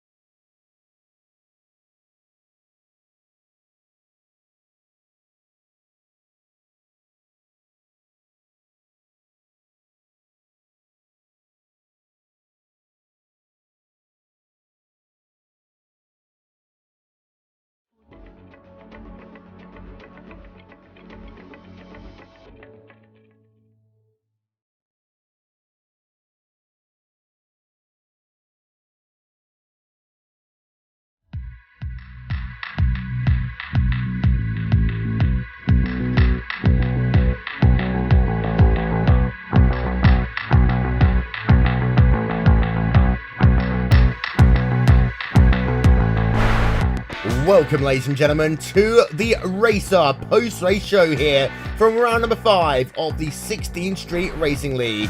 As well, we said with 10 laps to go, we kind of needed a caution. We got ourselves a caution. Tim Doyle did what Tim Doyle does better, and no other driver in sim racing. It is basically closing out a race on fresh tyres. He's done it so many times before. He did it here today. He threaded the needle with 2 drivers. They were, of course, Vic Cordell and Joe Branch. Then was able to go side by side on the outside and beat Brandon Trost on the racetrack. And he's stood by now here on the Racer post-race show. Tim, welcome back to 16th Street Racing League Victory Lane. It's been a while. Yeah, well, it has. The 16th Street Arizona Sports Tour, Scott Race, Eldora Speedway, Delara was hooked up there at the end. I wasn't much of a factor early in the race, but with fresh tires, it kind of makes you look like Superman. Yeah, explain to us the first 50 laps of the event. We saw you drifting, sliding, almost wrecking twice. That car did not look strong at the start of this one.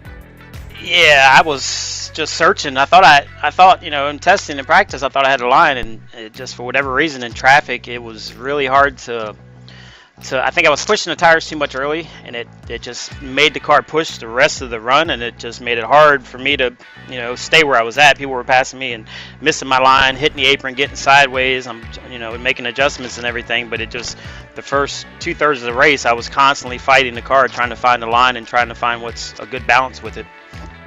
Well, the long stint of this event really separated the men from the boys, and what we were talking about is the fact that you needed to get all the phases of the run done. The initial phase, the phase where essentially you're just running by yourself, managing the tyres, but then pit entry, pit exit. We noticed some guys were very slow in pit entry, pit exit. You had yourself pretty good in and out laps, but just how hard is it to pit here at the Milwaukee Mile? Well, to be honest, this track's actually not too bad. Pit exit is probably one of the hardest because of the shallow apron. It's very difficult to get off. You want to get back up to speed so quickly. It makes it very hard to do it without getting loose. But yeah, I was able to make up one position in the pits. But the gap was so far in front of me. I was basically just happy to finish or pull out where I was, but I was able to gain time on Paul behind me. Well, and then of course, the final run to the flag. Just how crazy was it when you saw yourself having to thread the needle with Branch and Cordell? Yeah, I feel sorry for Joe. We had a little team discussion there on what to do there, and it was only 5 of us on the lead lap, 4 of us teammates, and Paul didn't have anything to lose. I'm back there in 4th, and I'm like, well, I'm just going to see what these guys do. If they pit, I'll probably stay out. If they don't, then I'm definitely pitting, and it worked out. So, with fresh tires, I didn't know if it would be that much better. I thought, if I didn't do anything on the first lap or two, it might, equal out aero-wise, but that car just... It had so much traction compared to those guys, man. It just made it real easy, and it was it was good racing. Trost ran me good there. That was good racing. Yeah, the outside line. How I mean, we don't often see 2-wide racing at the Milwaukee Mile, especially the outside. But just how hard was it on that slippery part of the surface? Of course, you did have grippy tires to help you along the way. Yeah, normally it's like that. I know Chris Demerett, he's got to be mad at me because he would get up beside me a couple times throughout the race, and somehow I would get the car to stick on the outside, and it would pinch him so much he would lose, his momentum. But at the end there, it was, with that much traction and the weather the way it is, it handles great up there, so it made it easy. Cool. Thank you very much, Tim Doyle. Of course, next time out we go back to a road course at the legendary Road America, which I know your good friend Robin Miller says it's the toughest challenge on a road course in all of North America. Looking forward to that. And before we let you go, do you want to give a shout out to anyone? Yeah, I'm looking forward to Road America. My road course has gotten a little bit better. I got an AccuForce wheel, so that seems to help me a bit on the road course to stay on track. But yeah, just thank the team, Tim Holgate once again. Him, Vic, Niles put together a great setup. We really, tested in different conditions, and it's really, really good. So yeah, I'm looking forward to next week and see where I can finish point-wise. Well, thank you very much. That was Tim Doyle there on the Racer post-race show. We're going to have a chat with the guy who came home in P2 in just one moment's time. But Cam, those last couple of laps, incredible racing. It shows the difference between fresh tyres and old tyres. Even though realistically it was only about half a cycle done, fresh tyres with 10 to go always seems to be the right way forward. Well, it does, especially when there were so few cars on the lead lap. He was able to get in the pits, and he was right in the gun sights where all the cars that had not taken tires. And I think as far as that goes, it's rather simple. Here's the top 5. The top 2 pitted 4 times, and the top 3 after that pitted 3 times. So those that ended up getting the tires in the end ended up coming out on top, which I guess is a cycle that we keep seeing. It shouldn't come as a surprise, yet it always seems to happen. Well, we continue the Racer Post-Race show here on RaceSpotTV and on IndyCar.com. Rachel Whiteford stood by the guy who came home in P2. That is Paul Jennings. Indeed, well, thank you. Yeah, here with Paul Jennings, driving the number 74 machine. Paul, of course, had a great race today. 23rd in practice wasn't a great start for him. Qualified 15th. But, well, taking tyres, a brilliant inspired decision on the last caution means he came home in 2nd. Paul, was this the result you expected after the day you've had? Well, I mean, the setup was fabulous.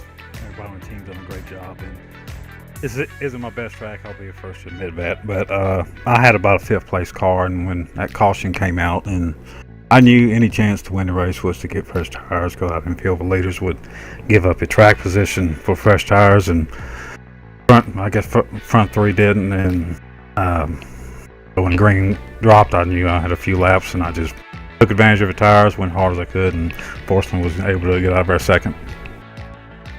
Of course, you weren't quite as aggressive as Tim Dorr passing some of those cars in the lead lap.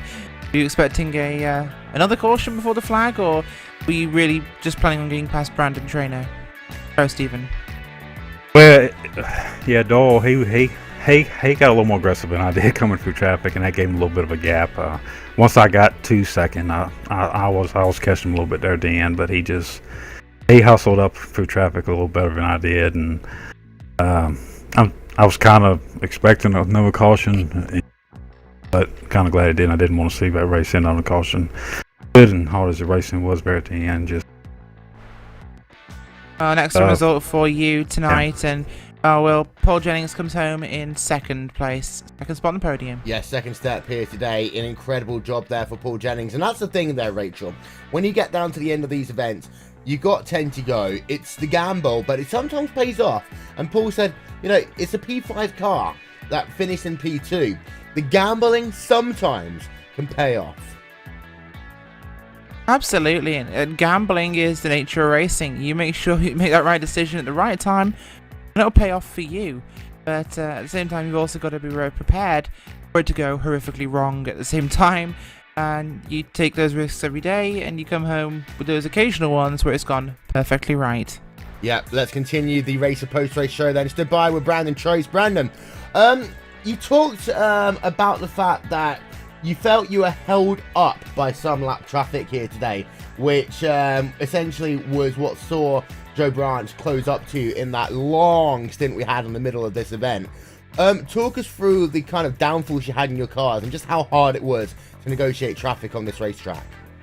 You know, I think I had about the downforce everyone else had, probably about the same as Holgate. And what happened was you'd get behind another car, you could get to 5/10ths back, and then once you got to 5/10ths back, the dirty air kicked in and there was no more passing.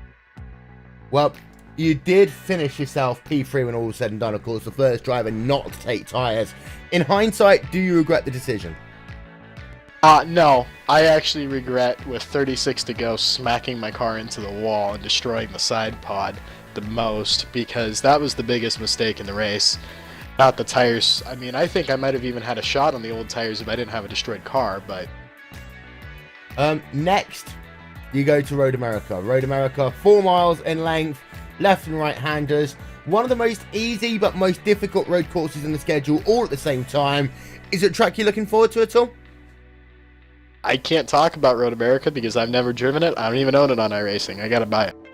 This is what you do. You turn right, then you go down this kind of like straight away, turn left, turn right again, turn left, do a very long right, then a very fast right, then a very important right, fast left, kink-ish, then very important right-hander, go up a hill, there's a lap. That's it. That's actually correct as well. I just checked that in my head. That is actually a lap of Road America. Yeah. Just remember that, you'll be fine. Yeah. Simple as that. But we'll see you next week. Brandon Trace there coming home. And the final step of the podium. Gonna hand it now to Cam, as he is stood by with the guy who owns all the chickens in the chicken coop. It's the one and only Mr. Vic Cordell. Hey, Mr. Will Vincent. Yes, we got the chickens up to roost here tonight. Yep. Cam, over to you. Yeah, well, Vic Cordell, you started over there in 10th position out of the qualifying. Not necessarily the best qualifying here at the Milwaukee Mile, but you went from 10th to 4th, but there's so much more involved in that. You ended up having to pass quite a couple of cars on track throughout the race. Just an overall pace of racing here at Milwaukee Mile. What'd you think? It was a tough race. Now, let me tell you, I was on pins and needles pretty much the whole race. It kind of wore me out because there wasn't very many cautions, and you had to be on the wheel with the arrow push and so forth, and it was just exhausting, but fun. Well, exhausting but fun. There's quite a couple of tracks that are like that. In-car adjustments, though, I can only imagine are rather important, especially at a track like this. Did you find yourself doing a lot of the in-car adjustments with the roll bars and the weight jacker? Not so much this one because we actually got overcast skies, so it kind of worked out pretty good where we just had to go a little bit negative on the weight jacker, like a click or two. Coming off the 2, the car would get a little, tail happy if you didn't stay on top of it, so you wanted to make sure you stayed on top of that or you'd have been in the wall real fast. Well, either way, the car seemed to be doing fairly well. You were able to battle in the traffic, passing cars pretty easily on the inside and holding in the line on the outside all throughout the race. So, good setup on the car. Now, next week we're going to Road America. It's a road course quite a little different in size compared to the mile here at Milwaukee. But you getting ready for that? Yeah, I'm going to be working on that. The Winter Series is there right now, so that'll get some practice in there. But the road courses aren't my biggest fan, so I had to step it up and get it on here on the Milwaukee Mile. That way, I knew I could get some points and stay up in the top 10. So we're just going road course. We're just going to ride around and hope we get some what I call victrition. Yes. Hopefully you'll get somewhere up near the top. But after that, I believe we're going to Pocono, so that should be right back into the ovals for you. So Vic Cordell finishing here in 4th position at the Milwaukee Mile, Will. Indeed so, and trust me, when we get to Pocono, expect to see Vic. And to be fair, that entire team up towards the top of the timing stands. I'm going to hand it back to Rachel Whiteford, and Rachel Whiteford continues the race to post-race show here with Matt Brzezowski. It is indeed, and I have to fight the urge to say Mike Lebowski. But Brzezowski, great race from you today, of course. Came home in P number 7 on the racetrack in the number 75 Nyan Cat machine. Perhaps not the race you would have wanted, although, of course, you did qualify back in 11th, so not exactly starting on the front row, but describe your race for us today. It was kind of like a mixture of bad luck, making mistakes. It was just not the ideal race. I mean, at the beginning, made a great start, had it up in 5th or 6th by like lap 3, and then kind of maintained, did some strategy, and then kind of ran around in 4th, and then I got caught out behind Brandon Trost as a lap down car when that second caution came out. So at that point, it was just damage control, and I'm not giving up. I managed to bring it home in 7th. Could have had a 6th, just didn't want to get involved in that battle for 5th. It wasn't really my place to get involved with them. So good race by Jim. We managed to stay out of that. Yeah, I mean, it was just a lot of, just keep digging and hoping for the best. And quite frankly, it wasn't what I was looking for. It was some pretty bad luck in getting caught behind Brandon as a lap down. But I'll take P7 after running around 11th for most of the race, a lap down. Well, we know you are certainly not a just an oval-only specialist. Tell us what you're looking forward to about Road America. Truth be told, I don't really like Road America that much. I'm just kind of hoping to, run, top 5, top 4, and just try to, keep Holgate in sight. You can try to run with them because right now, couldn't capitalize this week. So just, hoping for any opportunity I can to get some points on them or stay near them. Not really expecting a whole ton. I mean, it's not my favorite place, and it's not really been acting good to me. Oh, Matt Pawlowski was possibly the most disappointing answer I've expected in an interview all season. Who doesn't love Run America? But anyway, Matt Pavelski does come home with a top 7 finish for that car today, and certainly a damage limitation race, and one he does like the expert he is, Will. Indeed so. So we're going to give it back to Cam. Cam is with Christopher Demerit. Of course, Demerit, one of the number of drivers out of today's event. Yes, Christopher Demerit, actually the last retiree out of the field. Ultimately, it started out in seeming to be such a good race, but after just about halfway through, you ended up losing the rear end of this car. And the Milwaukee Mile was a little bit of a high attrition rate, I'd have to say. Halfway through, a lot of cars were starting to get around. How did your race go, at least up until that point? My race was going. It could have been better. The car handled pretty well. Just got trapped like a half lap down off the caution and had to come around, and then pits was at the end of the field.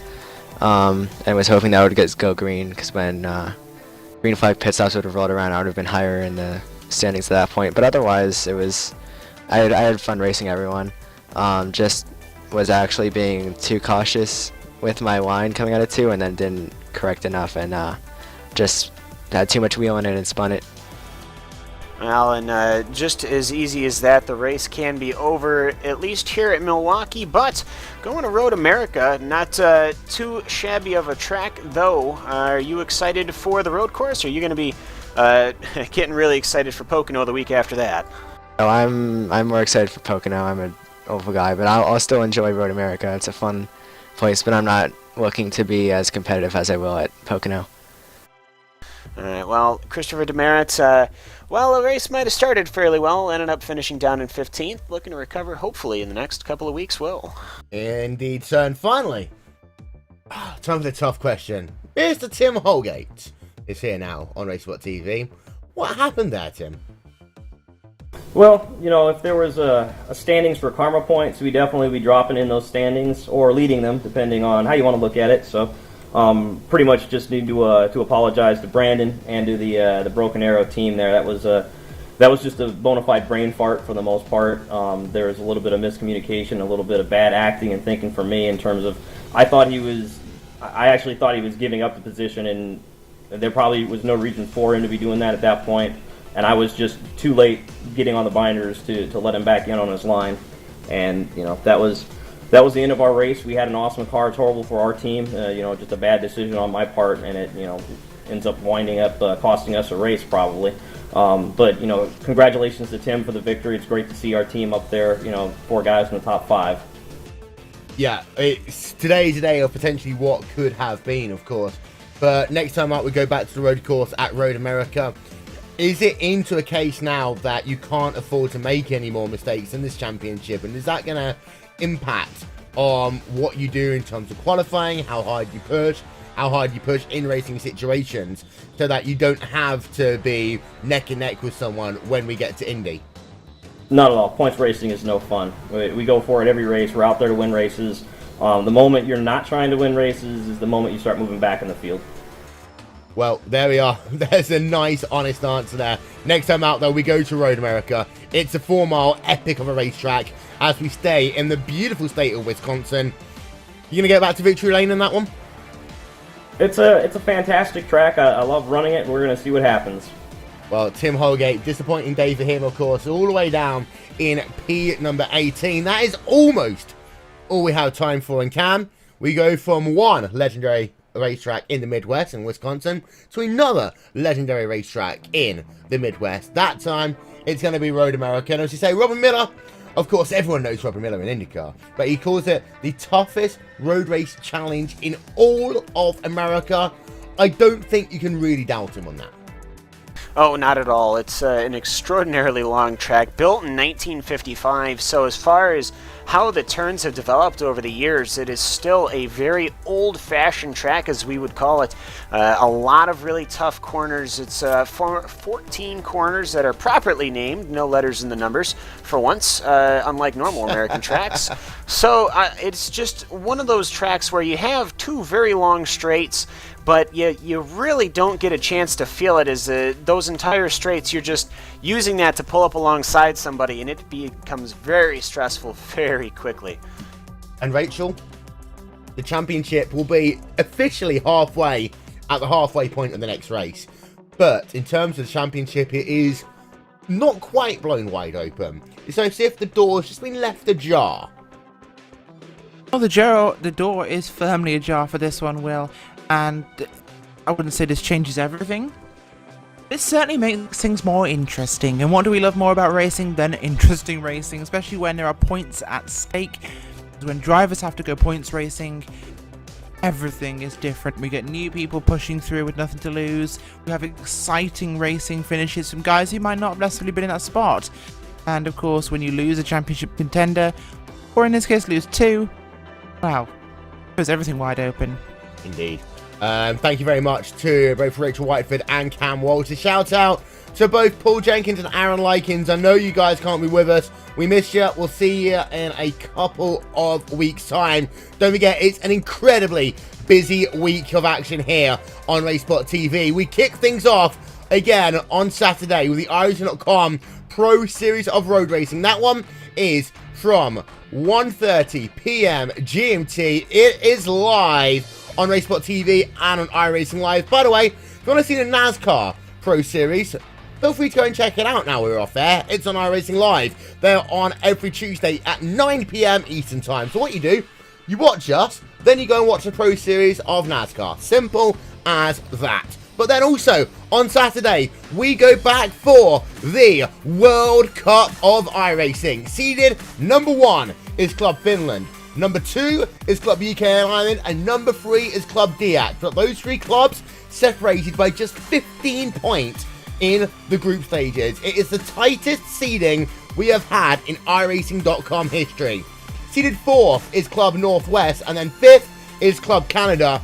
Anything can happen in the World Cup of iRacing, and I'll tell you one thing, something crazy will happen. Will it be Finland? Will it be Diat? Or will it be another club for the first time in iRacing World Cup history? We'll find out from 8 p.m.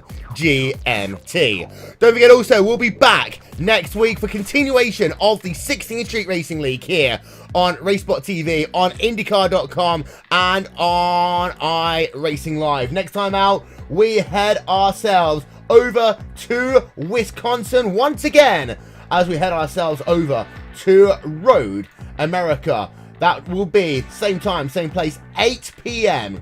Eastern Time. Then, of course, week after that, we go to Pocono, then Sonoma Raceway, Texas Motor Speedway, Watkins Glen International, and all roads lead to the Indianapolis Motor Speedway. The 16th Street Racing League Indianapolis 500 will take place at 8 p.m. Eastern Time on the 30th of December 2015. We send off 2015 in style here, as you never know, we could have Indiana playing host to the biggest sim race in the world, and then an Indiana college football team in the college football playoffs. This is all we have time for here on RaceSpotTV. Thanks again to Rachel Whiteford and to Cam Walsh. I've been Will Vincent. This has been the Racer post-race show. We will see you all in 1 week's time. Congratulations to the Voigt wine car of Tim Doyle.